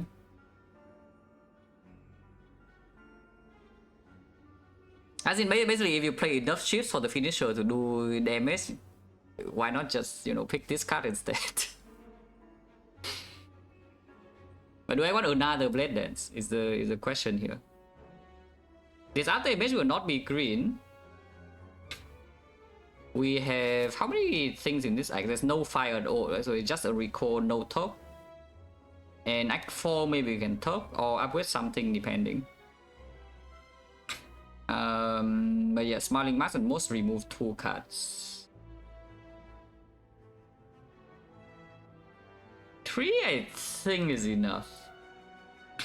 I think 3 is enough. I would pick a second accuracy though in this position. Yeah, I think 3 is enough. This thing is 9 gold though, but it's fine. The Spiker, yeah, it's okay. Don't worry about it. We have red form. Play this first.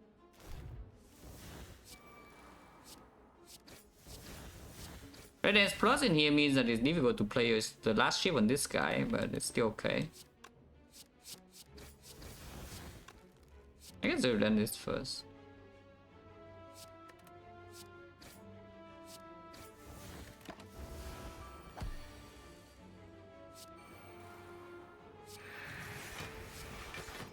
Hey, that's next turn, very easy.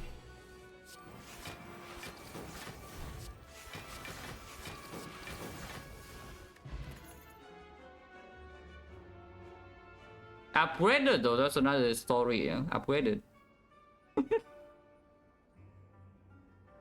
No green, no deal, but this deal is a little bit better, you know?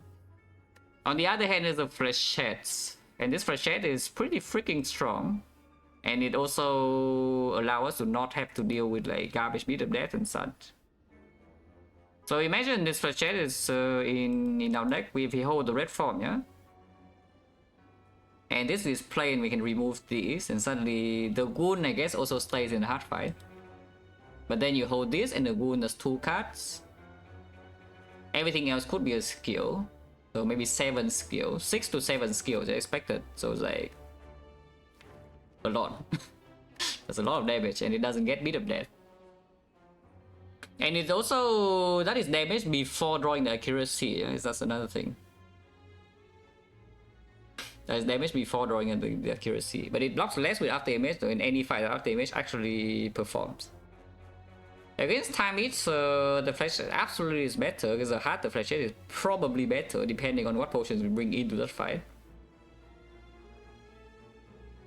Against the everything else, I think is slightly worse potentially because of you know, the Blade Dance works.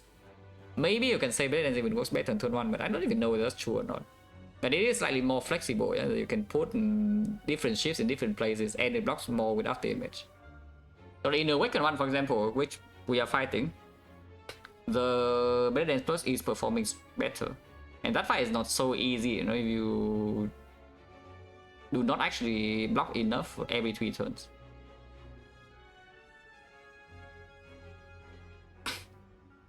How bad can it be anyway? We would have the chip, yeah? And we have red form, we have 2 Piercing Will against Time Eater. How bad can this be? Cannot be that bad. But yeah, we know that we go to question mark here so that I can activate Tiny Chest on this floor.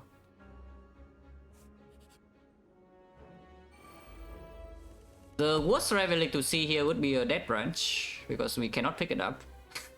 So I hope that we see something else.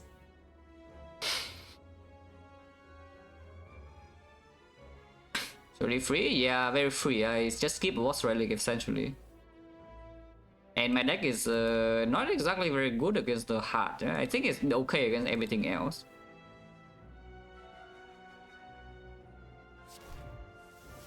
Okay, top deck accuracy already makes me feel better. Yeah. This is just fine. We kill one instantly here. And don't even need to spend Piercing Wheel if you don't want to. It is 15 per ship, so this guy is... either way, we need to spend 7 ships, yeah? I would just like a second accuracy in this deck, to be perfectly honest with you. First, back to the relic here, costs us always Incense Burner. But in this run, something like Tungsten Rod also performs like super well, yeah, because it does allow you to just play ship in the hard fight. As in you play after image and you just play your ship, you lose nothing to beat up death. But yeah, Lizard Tail, Incense Burner, Tungsten Rod, Captain's Wheel I guess a little bit, Mango is okay. Prayer Wheel is still fine in this position. Other than that, like not much. Top Energy is already seen, it's not even that strong here.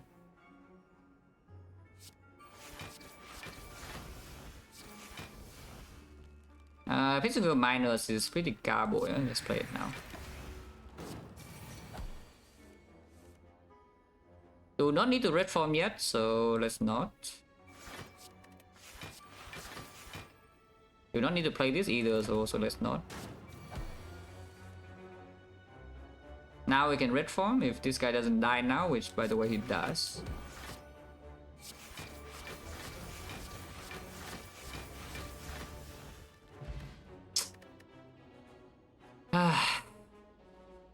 As I said, this is the worst relic to see because I cannot pick it up. This deck cannot play Deathmatch Pyramid, yeah? And normally Deathmatch Pyramid, no, maybe it's not even so bad, but this deck cannot play Deathmatch Pyramid.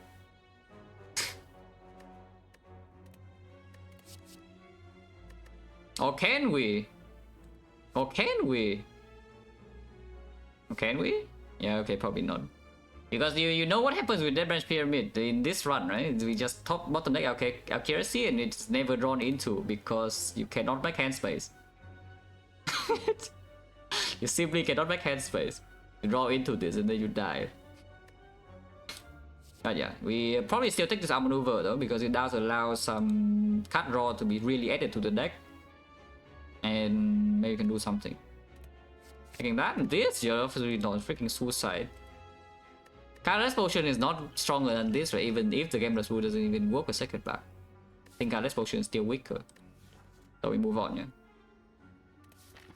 Freaking garbage.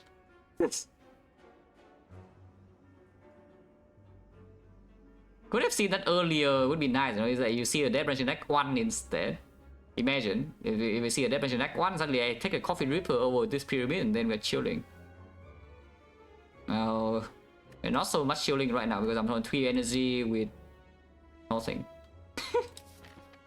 I mean, not nothing, but not with very obvious problems, yeah? That are big problems because they're not even small problems because all the problems are in endgame.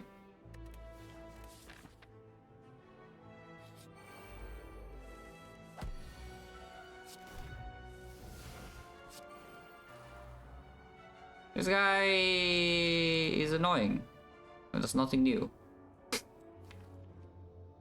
I think we just use the Piercing Wheel to block now, though I don't want to reroll in 10. And I also want to keep the Blade Dances until the accuracy and the chip is in hand to maybe just freaking kill it.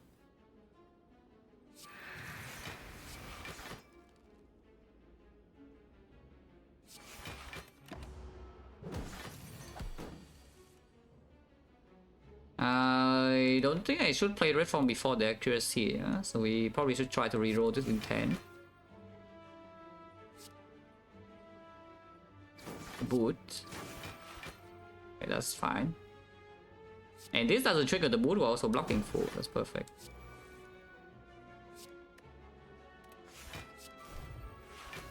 Okay, that is just perfect. And we draw into trip. Exact full block, yeah? And then I have Giga Energy for this turn. Into, you know, we go in. And this guy is stupid, he gains block, which activates our trap card, as you can see right now. Ha, stupid.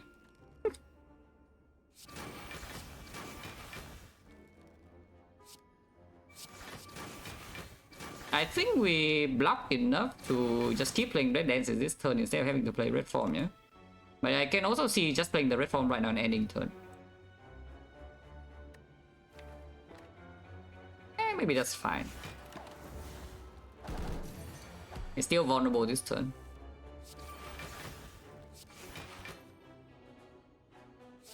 The boot.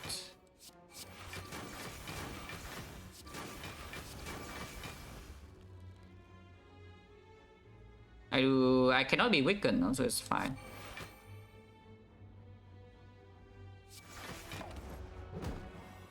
Yeah, vulnerable doesn't matter. And this time we can draw back into a chip and then it dies. And yeah, our maneuver of course performs because we're freaking 3 energy pyramids.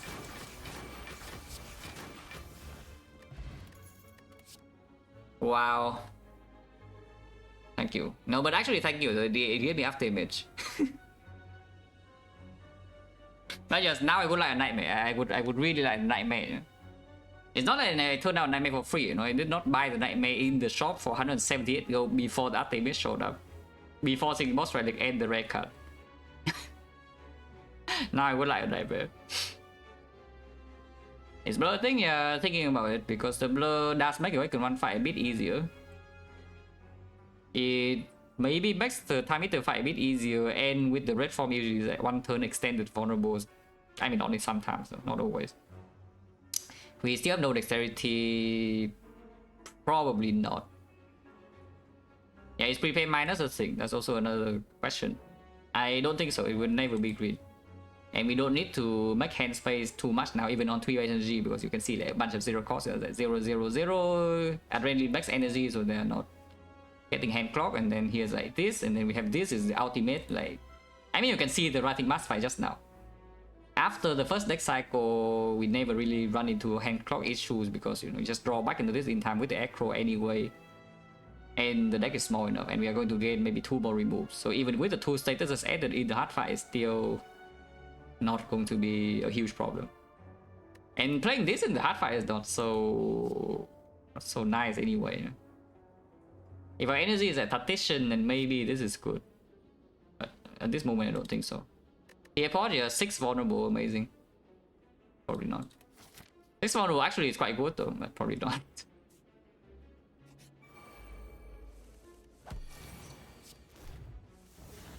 Now the transient. I hope that we don't need to red form this turn. Probably it's true. It's true. Taking 1 damage sometimes if I play deflect now. I think this bane doesn't matter, right? It doesn't. Okay, drawing accuracy on turn 2 means that we are probably safe.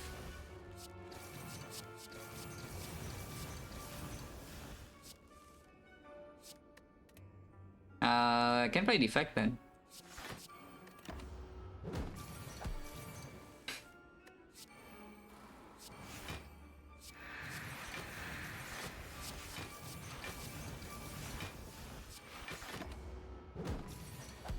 Can already play red form now, but can also just not.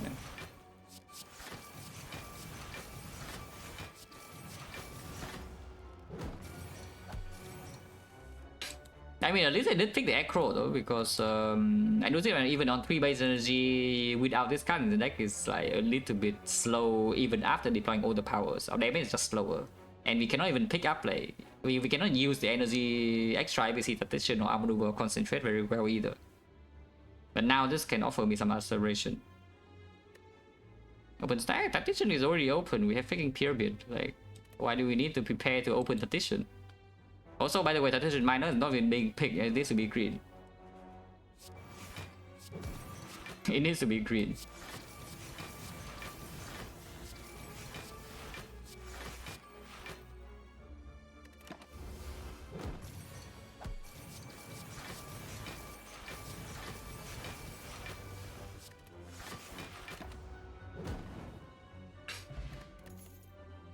That is fine. It's not going to be green, but it also makes this fight and the time meter fight easier, and it improves the hard fight as well slightly. That's fine. Elite over fire, yeah, probably. We are still, you know, Personally speaking, I think this relic bar could be improved. It's just my opinion, I think. If you take a brief look at the relic bar, I think the quality could be slightly higher, so you know, you probably should fight the elite.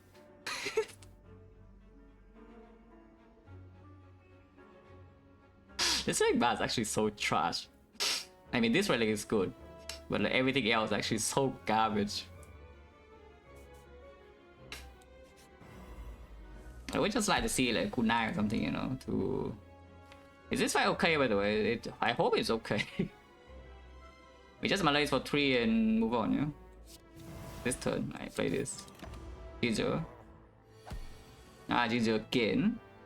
I have not drawn into up damage or accuracy or outmaneuver. That's slightly concerning.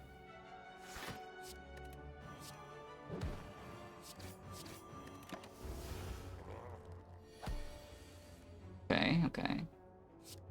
We go in next turn. It also goes in next turn, but I can go in next turn too.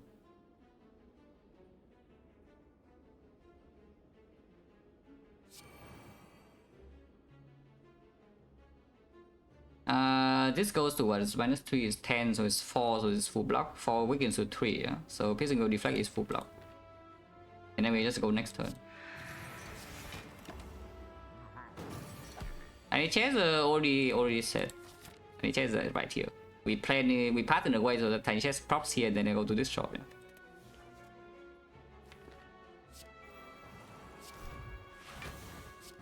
Well, accuracy is bottom deck, it's the set times.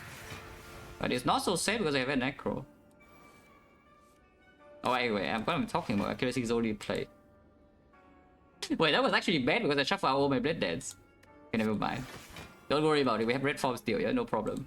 Do not worry. Do not worry about it. Just play all the blade dance, or do I adrenaline first? Okay, fine, more chip. And yeah, we just full block this with the after damage, yeah. Also, we deal like 1 billion damage this turn. So maybe it's dead. It is dead. As I said, we go in that turn. Oh. Front scale is pretty decent for this deck at least, because, you know, the hard fight we could run into block issues that at some point cannot play like Blade Dance freely. I guess another one? It does make the Wicked one really easy. We are on 3 base energy though, but maybe you see Chemex. Chemex is still available in the shop, yeah? And we do go to 2 shops from here. That's right, yeah, Nightmare would be the best in this spot. Nightmare would be the best now, because we even have potions for the Nightmare.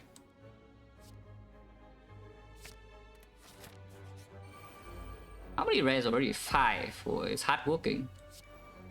It is really hard working. Very, very commendable. Parameter is so done, yeah, they does debuff into big hit, into debuff into big hit, into debuff into big hit, into debuff into big hit, into debuff into... You guess it, big hit. Then I'm sad.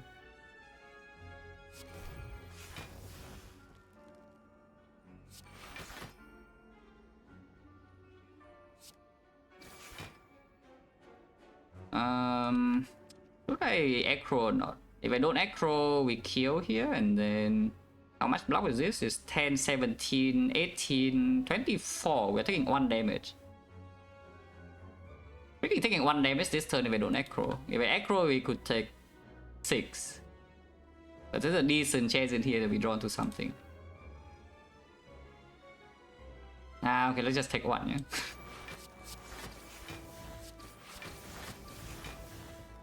Even with the almighty boot, we cannot kill this turn.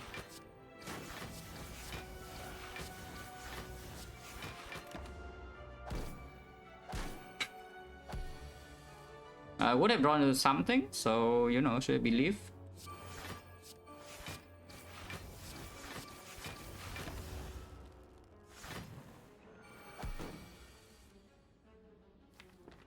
I will say that the Malaise is do back out damage drop. At the same time, the enemy's damage also drops, so like how bad is it? You don't froze it away.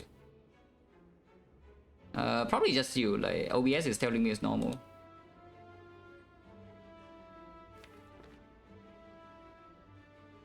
Yeah, sure.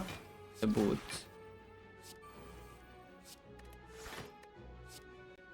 Boot again.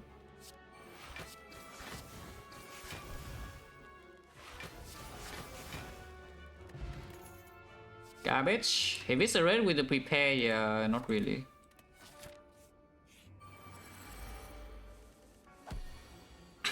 We get wounds in this fight. We draw 3 blade ends before accuracy. I would like to see a second accuracy still. Yeah? That has not changed. Or terror. But terror is less so now that we have the chip. Still good though.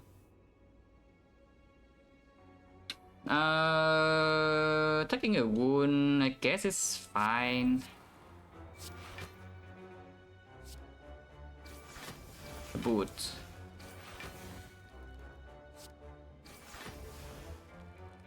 Yeah, wound is fine. But just to kill boss right now.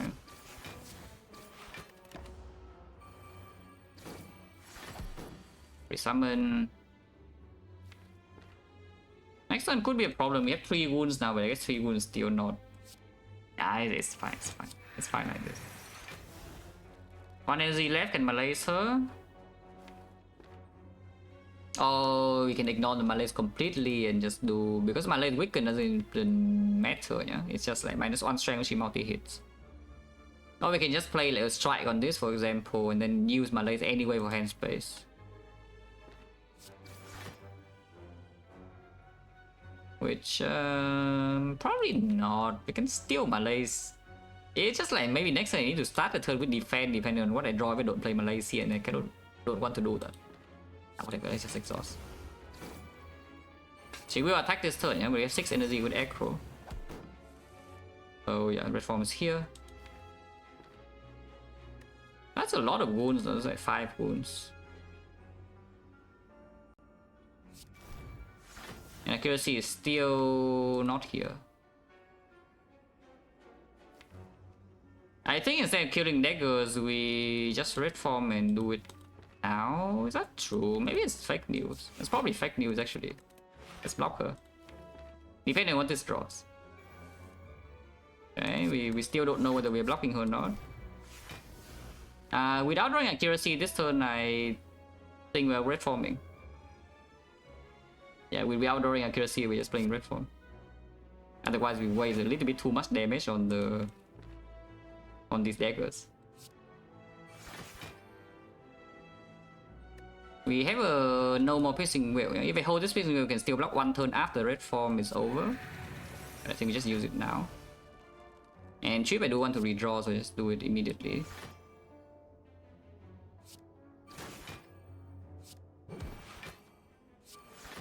Do it like this. Yeah, exactly. Accuracy knows all the exciting fights the bottom deck in. Yeah? At least we have Ginger though, so maybe our damage is not so slow. But we have, wait, how many wounds? 5.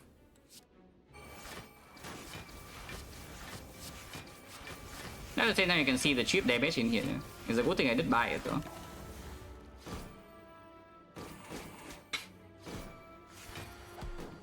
Upgrades? Nah, we are talking. We summon, so it wastes the last intangible turn and we might not draw into Blade Dance next turn, which would be awful, so hopefully that doesn't happen. You just see it's still not dead. Okay. Last card, but it's fine. We didn't make enough hand space, just use that.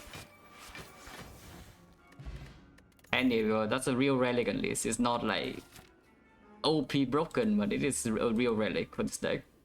Oh, the flashheads, yeah, the flashhead is now suddenly like 150 in 1 card play. Now there's still trust, unless you want second arm maneuver with only the backflip as draw, I don't even think so. So one arm maneuver is enough, yeah. We don't have a backflip or anything like that. Weak pot is 6 weakness, we have double malaise, so and the red form, you're probably not. If this relic is premium, we can take it. Oh, is that premium or not? Because it doesn't look very premium to me.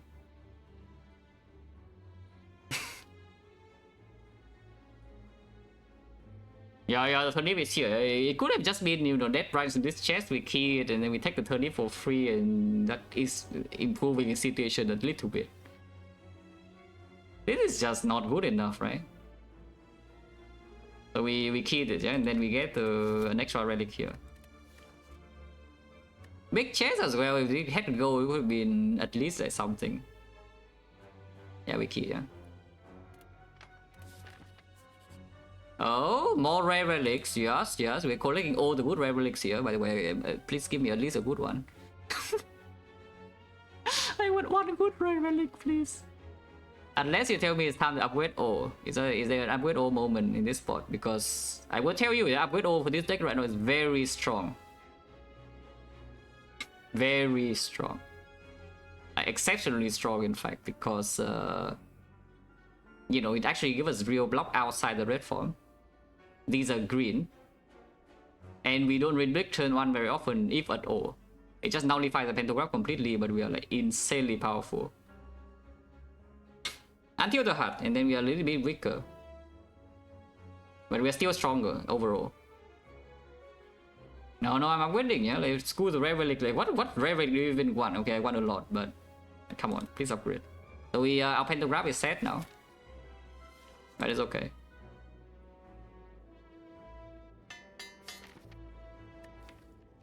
And suddenly our deck is has real block, and we have like acceleration out of the wazoo, and we have the extra draw in here, and like the premium artifact strip, and we're also, you know, actually nullifying all the thing. Oh, by the way, I would like my turnip back. Just saying. Now I would like my turnip back because my block will block so real now, and we need to survive first cycle hard. Somehow.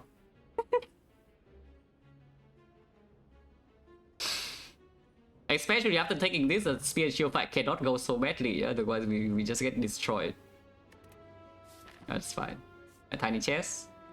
Look at this, oh, big chest again. Oh, look at this. This is the real premium relic. Wow.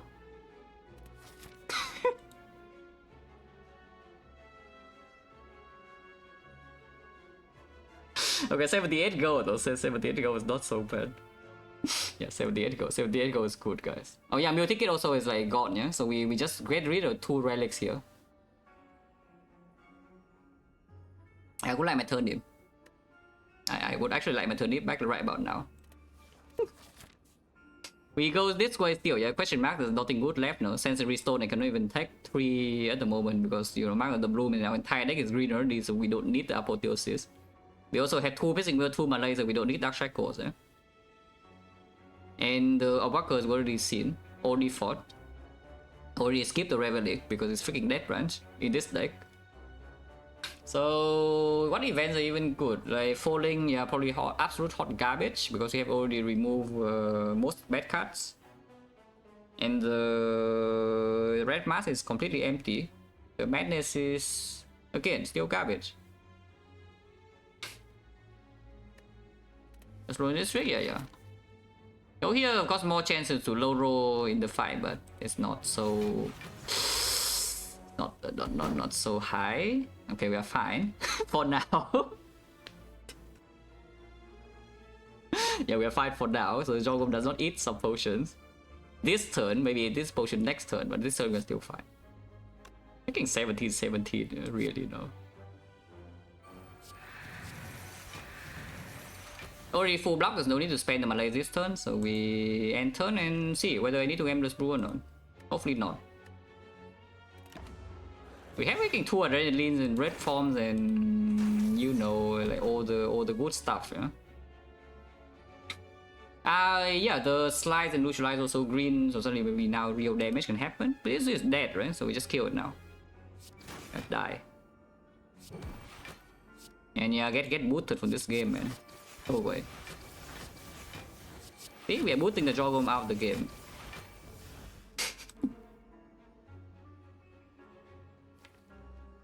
I can play Acro, I can just spend it to strike.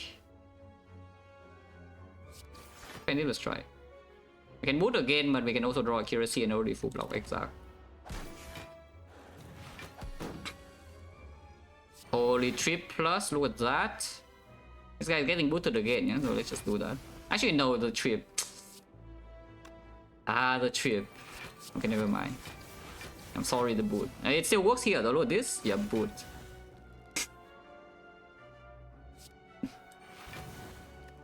Can play this now, why not? But yeah, we take 0, yeah, of course. After taking 0 on turn 1, we should take 0 in the fight. That applies to most fights in this run from here.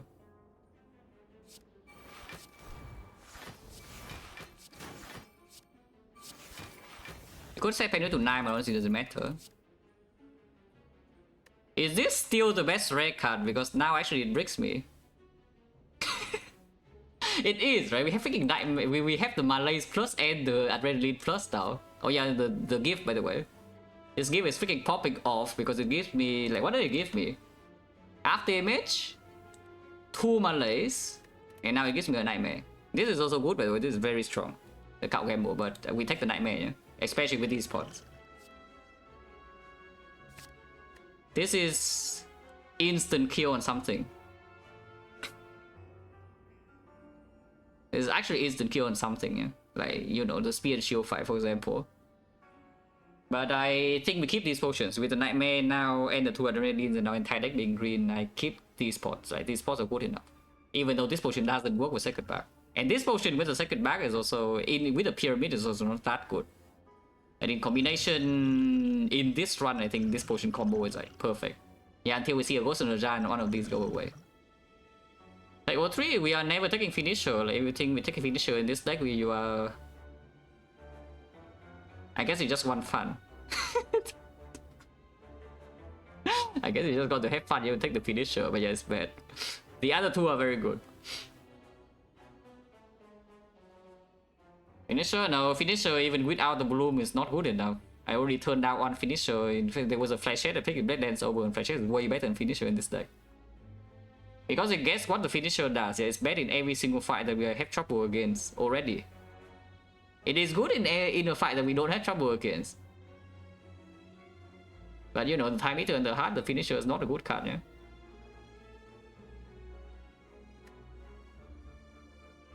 There's no way this is good enough, right? Even though it's so freaking strong. Yeah, there's no way. Now they have Nightmare Red Form and other stuff like that. Yeah, they just have to keep this potion combo.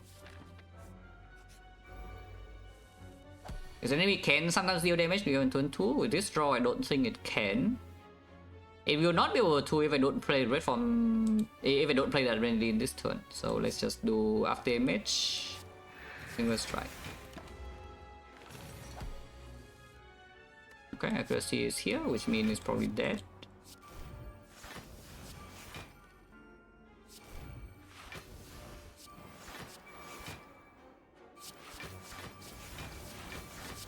I don't care about Penif setup here because this deck doesn't have anything to Giga boost anyway, you know, like a Flechette.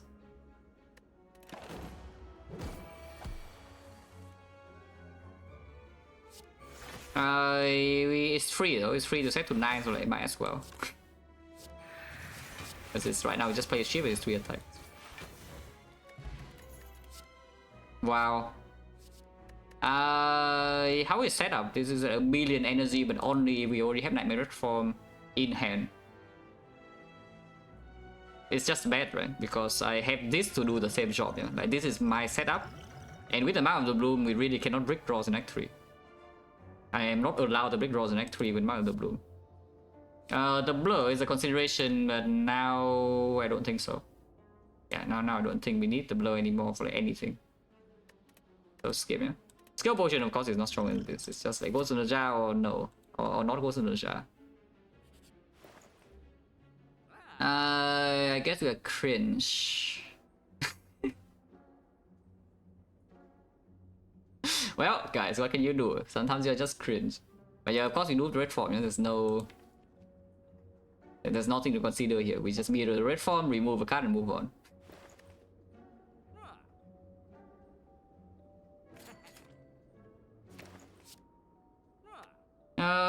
I guess we can just not remove a card. If I don't remove a card, I have Rare Relic Threshold Act 4. And what is Rare Relic? Yeah, the... Oh, by the way, look at this relic bar. Look at the relic next to the mirror. A premium offers on floor 48. This? That's nothing. This? Also that's nothing. But yeah, Relic Act 4, like what is with is there? Because it says burner is not so strong if you buy it in the Act 4 shop, yeah? And of course you can set it against the hard, but we already had 2 red forms against the hard now with the Nightmare, so we just go intangible immediately. And Lizard Tail is completely worthless. Yeah, why did not my Lizard Tail not prop? Wow. Wait, here no, my max HP will go up. Yeah, if you buy pair, your max HP will go up, and that is all it does. So you would have 63 out of 76.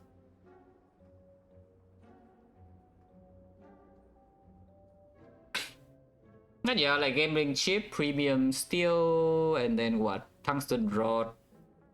I guess tungsten is not needed anymore if we are intangible forever with after image. Yeah? There's no need for tungsten rod. So just remove now and remove again Act 4 is what I'm currently seeing.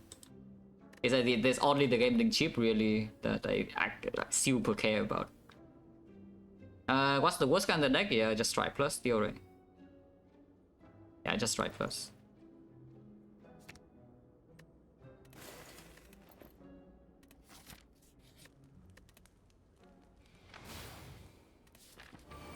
Holy.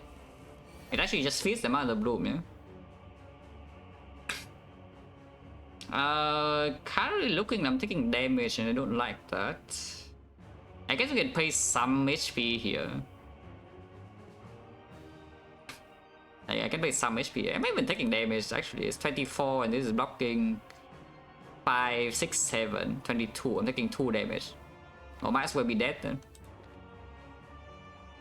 But actually though, if next turn it goes in and don't draw anything yet, we're in trouble, yeah? But we can pop Nightmare Form immediately in this fight. We have like what, 15 turns. You can also just not, you can also malaise this down and play the fight normally. But then your red forms are stuck in hand. Now taking 2 damage this turn, I'm definitely not positioning for 2. We can spend HP still, it's not like after taking him out of the room, you must take 0 in every fight. You just cannot take like a massive hit, that is all. But you are allowed to spend a bit of HP. I think in the current position, do we hit the counters at all? Because this is not a moment where... This is not the moment where we actually have a choice, yeah? Potentially I might need to really focus my damage on the weakened one in order to, you know, actually end the fight. That is only if I pop red form next turn. If I'm playing the fight normally, then I can just kill both counters and then malaise in double and then we block full block every single turn.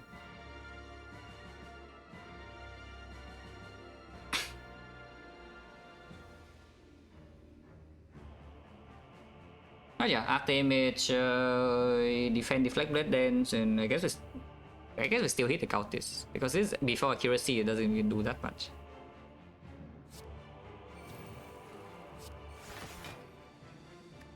Like for I wonder whether we are toking or we are upgrading Nightmare, but probably with this potion I'm toking. Yeah, I'm probably just toking all the way. Yeah, it's 22 and we take 2. The boot. Oh, it really does multi on turn 2, but we did draw the whale though.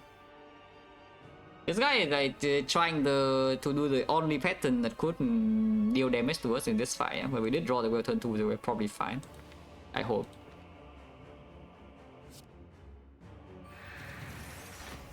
Acro now. Sure. Yeah.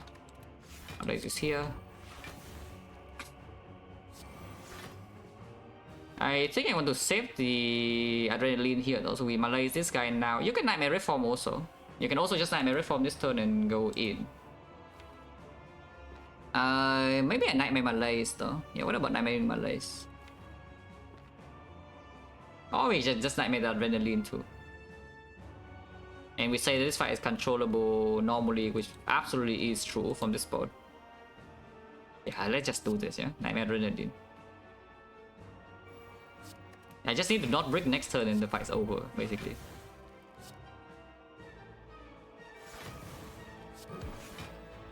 We save the second malaise for second half. Not that it's needed, but we can. Accuracy will be played.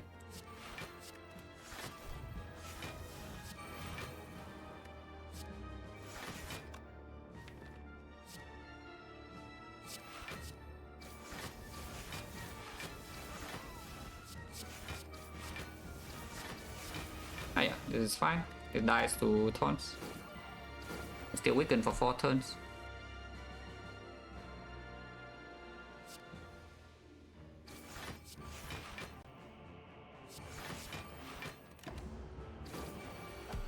Times 4, no problem. Can will the strength reset if you really want to? We don't need to though, but you can. You can also play Malays now if you really want to do that.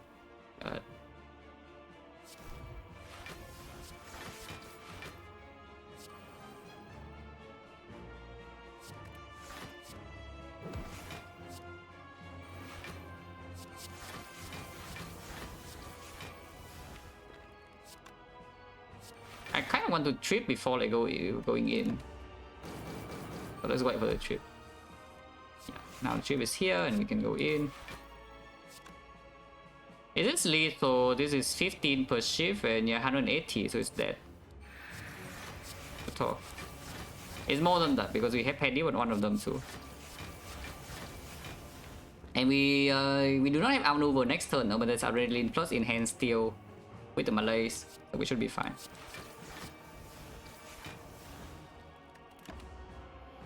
It only attacks for 40 after all. 40 is not really anything so relevant. Drawing to outmaneuver now so we can do a Giga Malay, so why not? Yeah, I know this.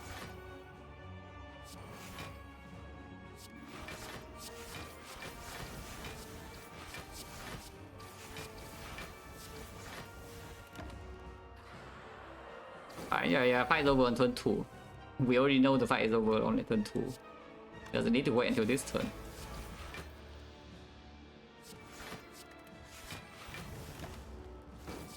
Void or not, it doesn't matter, yeah, because the multi-hit deals like no damage. And we only need to play one block, cut the full block.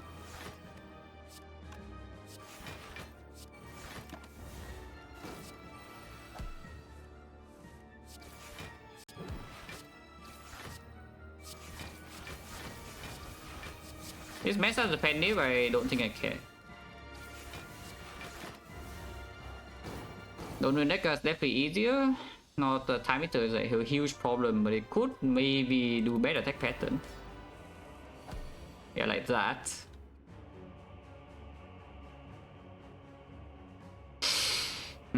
Yes, of course, very annoying.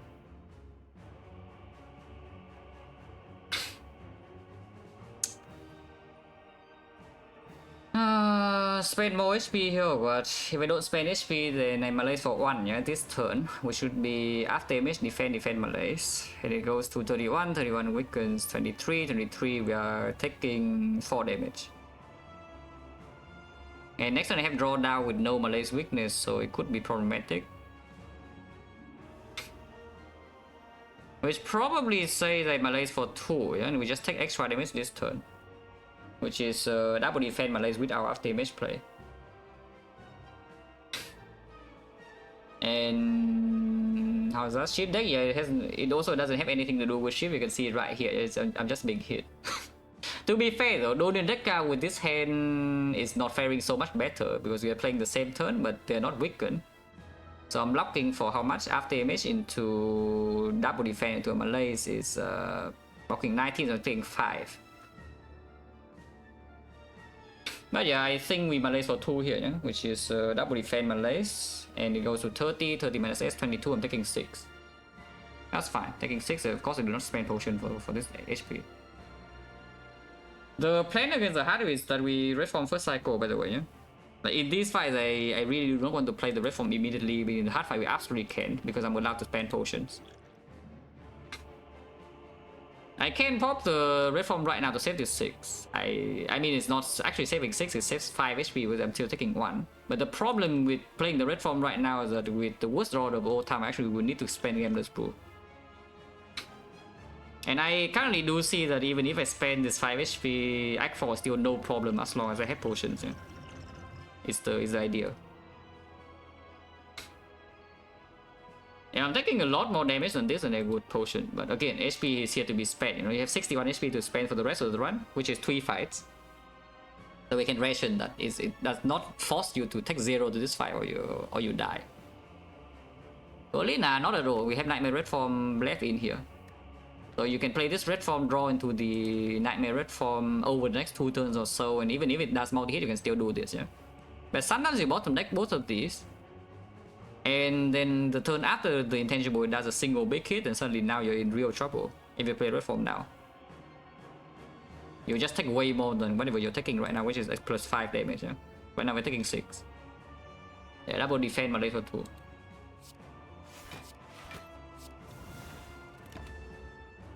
This also protected against the multi-hit this turn, which by the way is happening.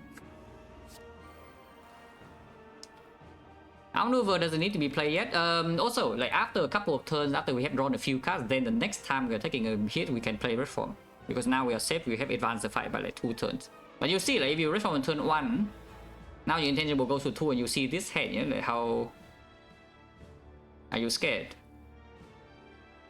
Because honestly, by this point, like I would be already slightly scared. Remember, red from turn 1 and see this hand on turn 2. Because you have like 1 more hand, 2 more hands before everything goes terrible. Yeah? And on the turn when you play Nightmare on red form, unless you keep both Adrenaline, you cannot play the red form together on the same turn either. And suddenly now everything's ugly. Oh yeah, here we are fine. For now. Maybe next turn we're not so fine, but for now we are fine.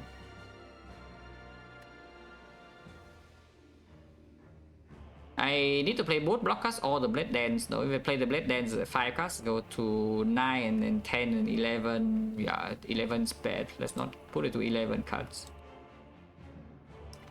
So we play both block cards, yeah? It's okay. I think in this position I don't care about the accuracy at all. For now. So I just play the Outmaneuver in case we draw into like huge Malays next turn. Or the Nightmare immediately so we can do the thing. I play this, yeah. But yeah, that is also why I'm Malays for 2 last turn instead of 1, because otherwise this turn we take damage.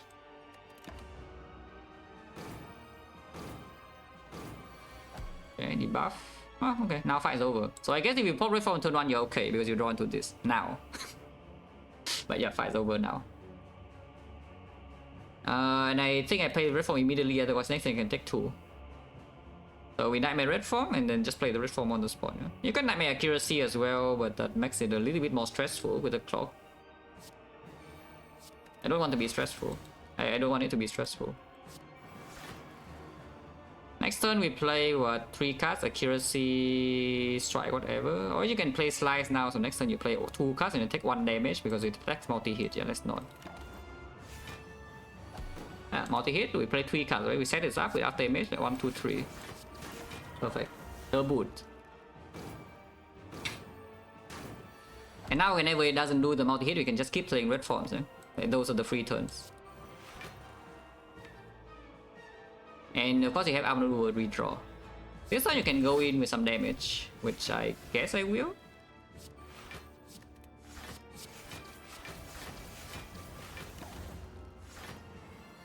If it does big hit, you can just play the red form. Malaise is no longer needed, so it's a red form trip Malaise. And keep the Adrenaline in. Off the clock to play Blade Dance this turn.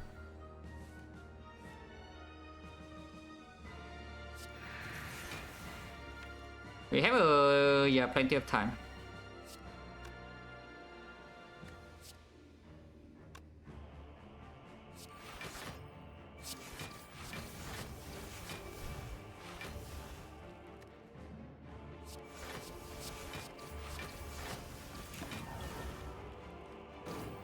I do need to keep this ship now though for the split, or after the split, because we don't have a terror.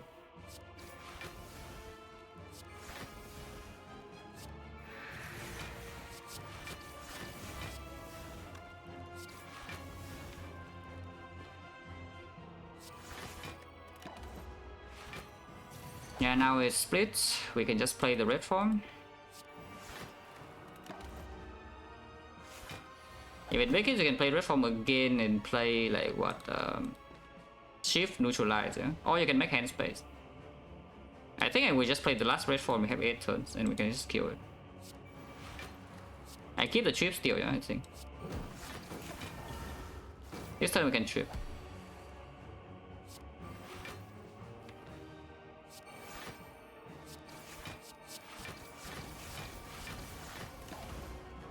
Outmaneuver not good this turn though, because there's only 4 cards, so I probably should not even play that. I guess it's fine. 6 turns plenty, as you can see. It will never manage to deal damage to us in this 6 turn.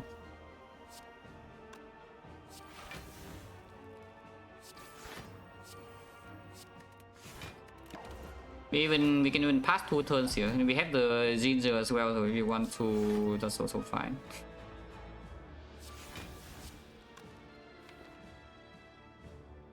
Actually, let's do this. Follow the clock now. And it's dead, yeah.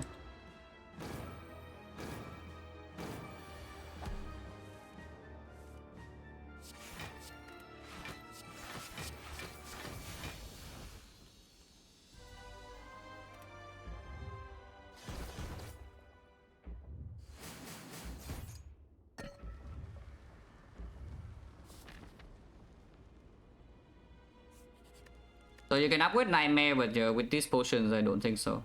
The nice thing about upgrading Nightmare, though, I would say, it has one very, very good thing going for it. Is that upgrading the Nightmare allows you to Adrenaline into a Nightmare Red Form on the same turn. Otherwise, you need like outmaneuver preparation beforehand, or you need 2 Adrenalines, or you need to spend your potion. Because you have 6 energy, otherwise you cannot. But against Spear and Shield, you can just play the red form, maybe take the hit, but with bottle, with after Mesh Plus as well, is not super likely. I am also willing to spend 1 potion in Spear and Shield, yeah? Ideally, of course, you bring both into heart, but I am willing to spend 1 in Spear and Shield if needed, if like turn 1 or turn 2 goes really badly, of course. And to be fair, token is not super important if we are using pods. So I think opening the hours of playing Adrenaline into 5 energy Nightmare Red Form turn is good enough. Let's upgrade.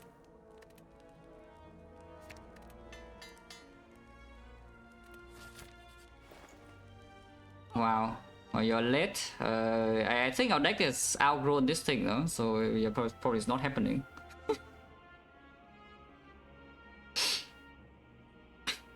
It is actually kunai that is viable, but you know, at this point we don't care about kunai anymore, yeah? Souvenir? Why Souvenir though? I mean, Souvenir allows you to not have to raid first cycle of the heart, or to raid form immediately. While not losing dexterity, but dexterity is not important, yeah? What about Anchor? Because right now, like, how do you think we take damage in this run? If we draw the red form and Spear and Shield, the fight is effectively over, I think. And against the heart, beat of death on turn 1 before after damage is down is actually a thing. Is that on turn 1, but basically the way we take damage most likely case is that the shield attacks on turn 1 in the shield and spear fight. And you know, I have only drawn 7 cards and don't want to potion. So suddenly now I'm facing 21 from the back and 12 from the front. If I turn around, it's 32 damage still. And here's the anchor to protect that while also protecting beat of death. And this relic doesn't actually matter. So what if we just take the anchor and remove?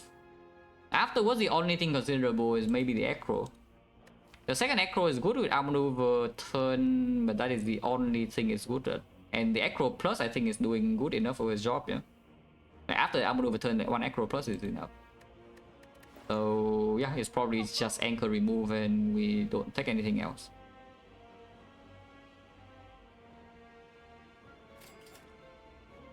Remove the last strike, because the defense is still a better draw before the red form is in play. And after the red form is in play though, after red form is in play, strike of course is better than defend. But I think with bronze skill and 4 blade then and the accuracy, we should be able to deal enough damage to the heart in time. I mean, of course, freaking nightmare from 15 turns here with the bronze scale. Yeah. This is just not needed at all, yeah. And again, these can protect cheap against like early turns. Running Spear and Shield consideration? No, because the only relevant turn would be on turn 3. If you really need to turn towards something, is on turn 3. And I sure hope that by the time we get to turn 3, we do not need to block them manually anymore. We already play a red form. Or something already died, because otherwise you can top deck accuracy and then draw Blood Red Dance and you kill the shield immediately too. Yeah, let's just remove this. See, 9 gold didn't matter. I told you, like 9 gold, like, would 9 gold ever matter? You know. Headline this act for, not super likely, but possible. Oh yeah, another thing is that even if this guy doesn't attack, the anchor still allows me to actually play, you know, cards that do not block you on turn 1 against this. For example, here we can just play this outmaneuver, for example. And Acro can be played right now even if you want to.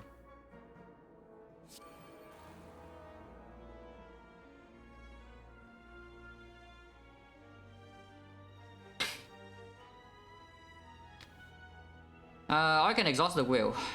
Keeping the wheel in here, we need to draw into the Malays and then wheel, but then it needs to be adrenaline.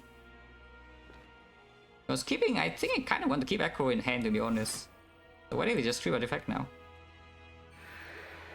Because this is scared because it's on block next turn. Yeah. I'm willing to spend a potion this turn, we don't draw into anything. But we have outmaneuver turn with a lot of cards, so yeah, like red form is right here. And you see, like if you play this red form, do you care about the souvenir or not? Because yeah, the answer is no. Of course not. We do have a Nightmare Plus, so I kind of want to save the trip to actually deal damage though, but I guess it's not needed if we are doing Nightmare Red Form anyway. So you can trip first and then Acro, because I could draw into a Nightmare to play Nightmare into Red Form immediately. Or I can also draw into Piercing Wheel, the second Piercing Wheel, and just manually block this turn without playing this, and we can play this next turn. Yeah, it's like fine to do this, yeah. Oh, Malays. Like, what are Malays? Can I manually block this with just Malays or not? Otherwise, I can just play red form. If I try to manually block this turn, would be defend, defend, defend, neutralize into Malays back. Which is Malays for 3. It goes to 7. 7 is 5. It's 20 here. And this guy is base 14, weaken, vulnerable is like 15. So it's 15 here into 20 here. That's a bit too much, I think. So we just red form, yeah? If I already red form, the Malays no longer matters and defense are all worthless, so we make as much hand space as possible so I can play Blade Dance. Yeah, it doesn't matter where this goes. I guess it goes here, that's fine. Keep this in hand because it's like maybe damage with the boost still. Yeah, Torn's also dealing some damage. Second red form here, you can even play it without the Nightmare, yeah, it's okay. But if you have the Nightmare, you can Nightmare too. It's fine. The boot. This guy is dealing 1 times 4. This guy doesn't do multi-hit, which means that if you still have the red form, then you should just kill this guy first. No, of course we are chilling. Like, why wouldn't we be chilling?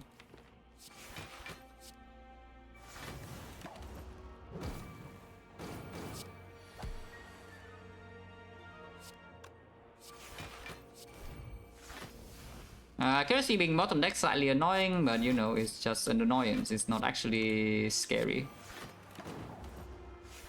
Shuffling out all 4 Blade Dance here again. Like, mildly annoying, like not actually scary at all. It's 14. I kind of want to draw into my outmaneuver like now so I can freaking play my Blade Dance. But I guess I can also just play the Blade Dance anyway. You know, like, how bad is it to put 1 ship in the draw?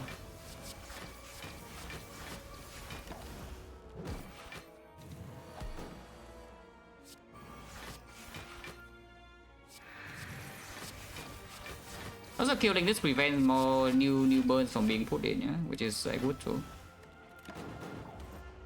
And expected, we took 0 in this fight. Like, there's no problem whatsoever. Throw out the garbage.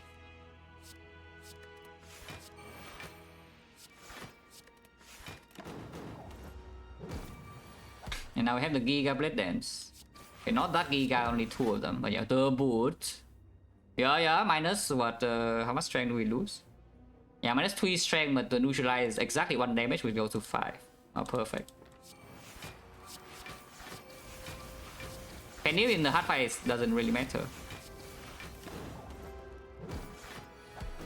The Contrapunk.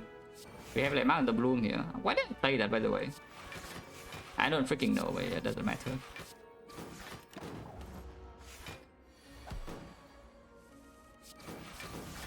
Yeah, that's what I'm saying. Is like this is effectively a skip boss relic, yeah? But maybe we can see better potion, and this potion is still doing something. That's fine.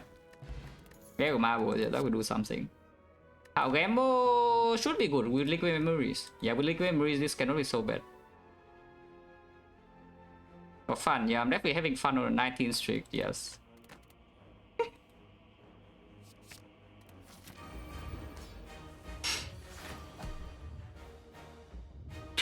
Okay, now what? After image Malays for 3 and just stop the turn there is possible. We do not overdraw anything and I have a maximum count gamble next turn if not count gamble but gamblers blue if needed. I think that's good, right? To Malays for 3. Yeah, after image into Malays for 2 energy, which is 3. We don't need to do anything extra. Because this guarantees I do not take damage against the multi-hit already. And the big hit cannot kill me on 55. Right? After we are set up, we actually take chip though. After we are fully set up, we still take chip damage though, because the Blade Dance cannot full block 1 times 15 unless I keep the piercing wells in hand, which I can. But here, yeah, here we can already use potions.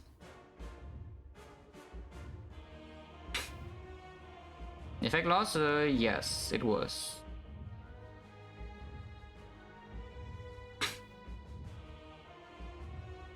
I can play red form right now and I think I should. And then we, after the red form, we can still do Gambler's Rule on everything here if I want. I can Gambler's Rule on everything first. I keep taking cheap damage like 1 times 15, whatever, doesn't matter. Yeah? The only multi-hit we need to really full block is the 8 times 15. When they put wounds in my deck. Now the problem of course is if I gamble like 1, 2, 3, I want to keep this and this of course. So 1, 2, 3, 4, 5, 6 cards here we can get void. But if I get the void, we still have adrenaline, and of course I can still do like what liquid memories or something. Or I can just red form first and then gamble after. I think I want to gamble first now. Let's just gamble 6, yeah. Maybe the chip is not, yeah, chip is not needed. I don't need damage this cycle, no? Like, ignore the chip. In fact, I can ignore the accuracy, but I think I want to play accuracy. Because it does exhaust at least. So we gamble 7. Yeah, we gamble 7. Like 1, 2, 3, 4, 5, 6, 7.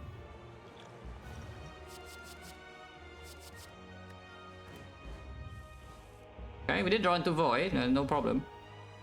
This line loses 1 HP if I don't play red form immediately, but it because now if I draw into void I cannot play red form, I'm taking 1 damage against Beat of Death, yeah? In fact I might even take 2. I think I'm going to take 2 damage instead of 1. But this is okay. So we do accuracy, adrenaline, red form.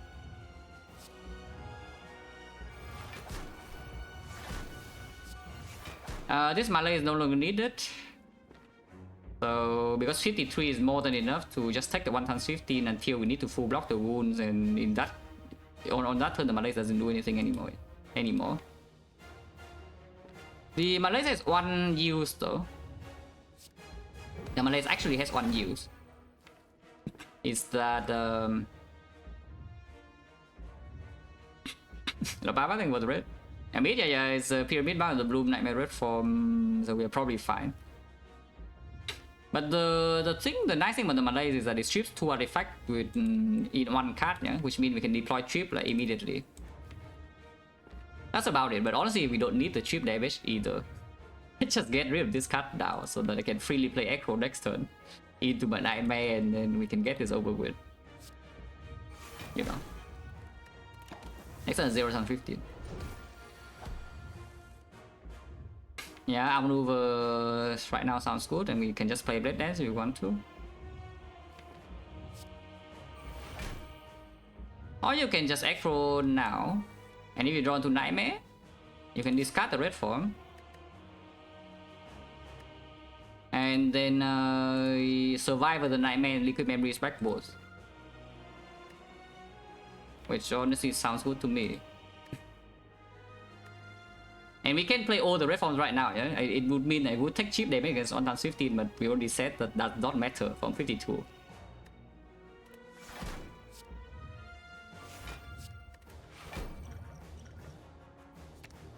Yeah, and people say second back does nothing. Like, come on, guys, wake up, please. Unfortunately, this is a lie, so next turn my red forms cost 3 and not 0. But it's okay. We have 6 energy next turn, so I can play double red form steel, yeah?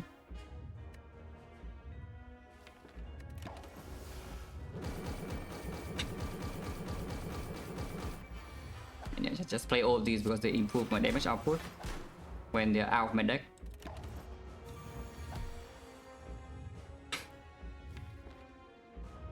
This doesn't gain positive block at all though, so we are taking cheap damage against the burn and the one, but at the same time it doesn't matter.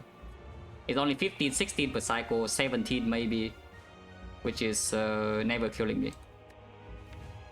And we can still full block like the multi-hit one more time, we keep the piercing wheel too. Let's deal some damage, yeah? It's time to deal some damage.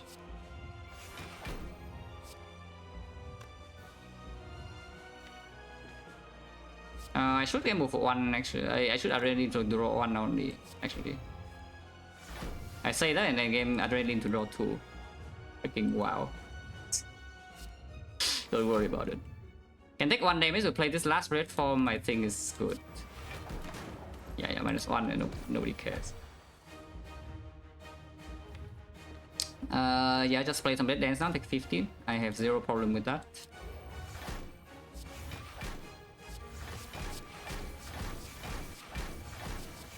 I will keep the wheel though. I will keep this wheel.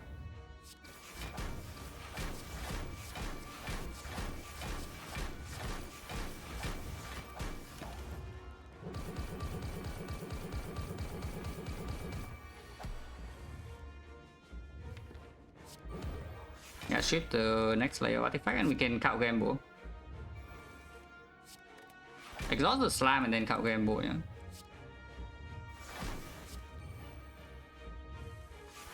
Okay, Omnivore great. This is the 6x15 cycle, so it's not goons yet, but we can use the piercing wheel next turn while dealing damage this turn too. And that's what I'm saying, is like Mount the Bloom is there for you to spend your HP, yeah? It's not that you take the mark in a run that, you know, you just think that you never will take damage after. If you think that your current HP pool is enough to beat the game with this relic, you just take it. It's strong.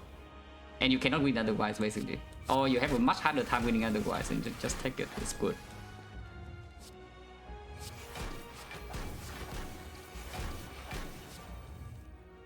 You can take 1 more damage from the burn here. I don't think I care.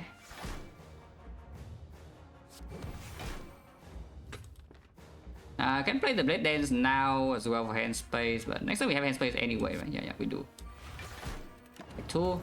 No problem, this time we will full block. This is only 6x15 base, yeah, so the wheel is full block. Next cycle is 8x15 shuffle in wounds, but again we're still permanently intangible and we have another piercing wheel. So there is 0 threat.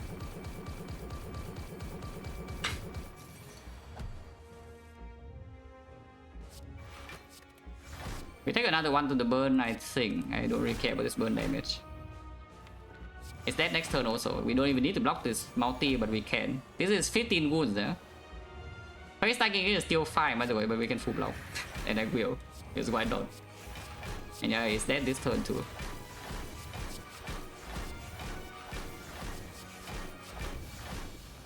Okay, all good.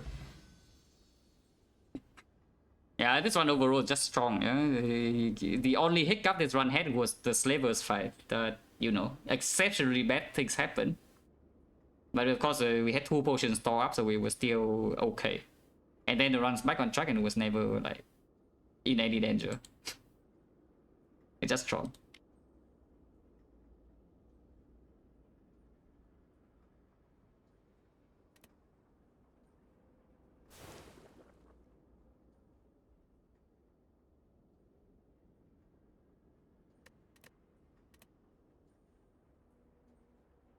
On loss 35, and you cannot say that. I mean, the run right before that was also a loss. Yeah, of course. Like before, if we go even further, then there are a lot of wins. So I don't need to say like 1 loss in last 35 to make it sound impressive. I mean, it is. But my sustainable win rate is not quite like that. Yeah.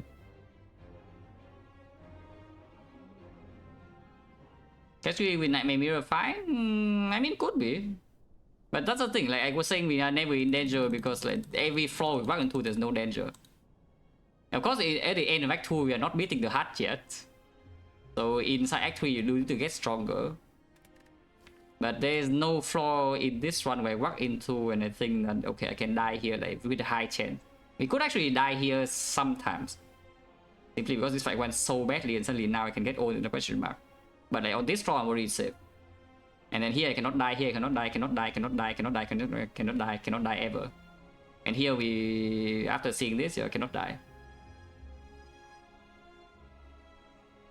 So I mean, of course, if you find literally nothing in Act 3 and you do not get strong at all after breaking boss relic, then you can have problems. But that's not how you should think about the run, you know? It's like when I say the run has no danger, it just means that there's no, you know, it literally means that there's no danger. We want to here, you're no danger. Want to here, no danger. Want to here, yeah, any danger? None.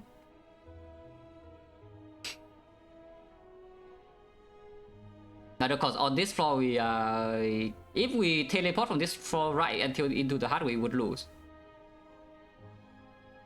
But that doesn't mean anything. What if? Yeah, what if?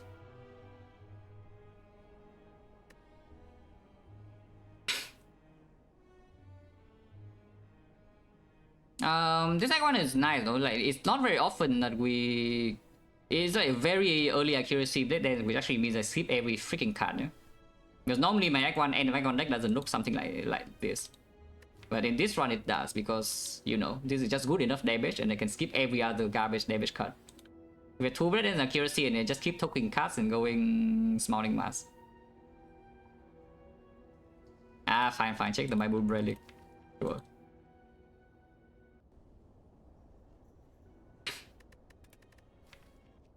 And blind is so 6 save money buying monitor, yeah, and then like all the new technology comes out and now suddenly you need to buy like a monitor for blind people, which is like 20 times more expensive. And then you're set.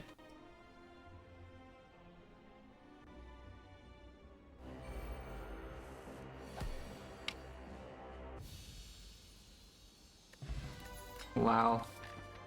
Oh, wait. Huh? Ah, so the relic at the very back of the queue is also different, which we need to check the shop too. Yeah, you actually need to check the shop to if you see prayer wheel here, because we saw the prayer wheel in this shop, yeah? Which means the relic in the back of the queue is probably wing boots. Yeah. At the very back of the queue is probably wing boots. And then you see a different relic here, which rotates back to the front. Which is the prayer wheel that we see on this floor, so we need to check the shop.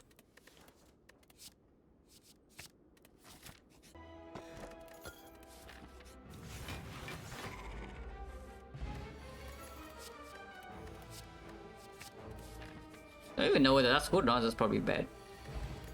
Check it anyway. Well, this is how extremely good though. I don't know. Yeah, another echo, probably not. Blur maybe, export blur, I don't even know. See? Different relic. We still would not buy this one, no? But yeah, it's different as you can see.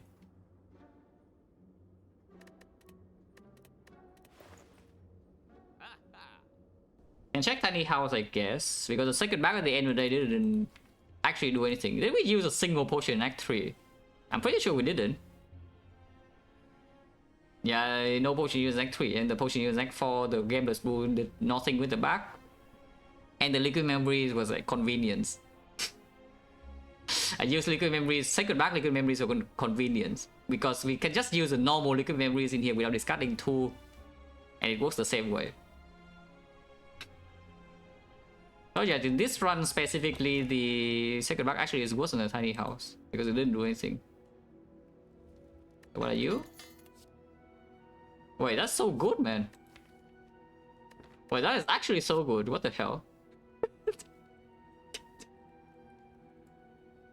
Okay, I guess Tiny House is broken. What can you do? No, but actually though, that is like very strong. That is very strong.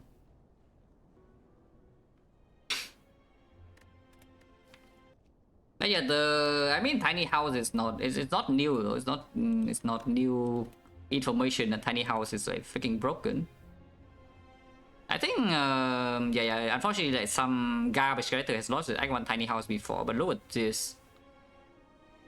Yeah, look at this.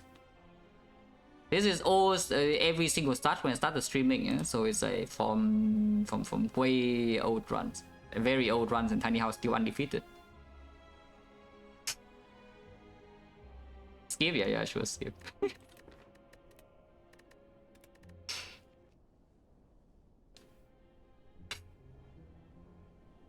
Is there anything super interesting about this run? I mean, not really. It's like the way the deck form was pretty interesting, but it's pretty clear. Yeah? After the plan was like there. Don't think anything is like super complicated. We skip every card and then win. Wow.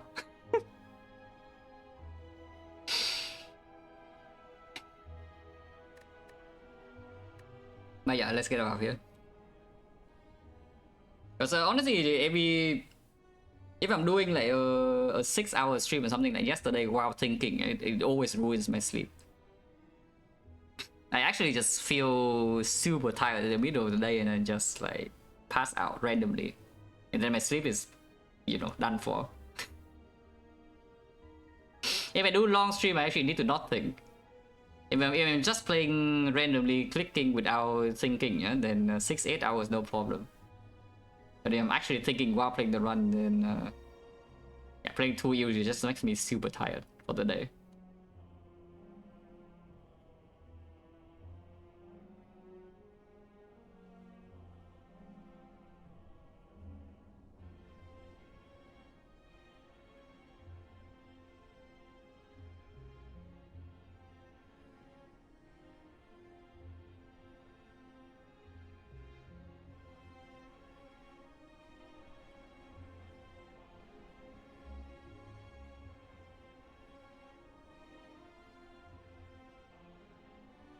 Thanks for watching, guys, as always, and see you.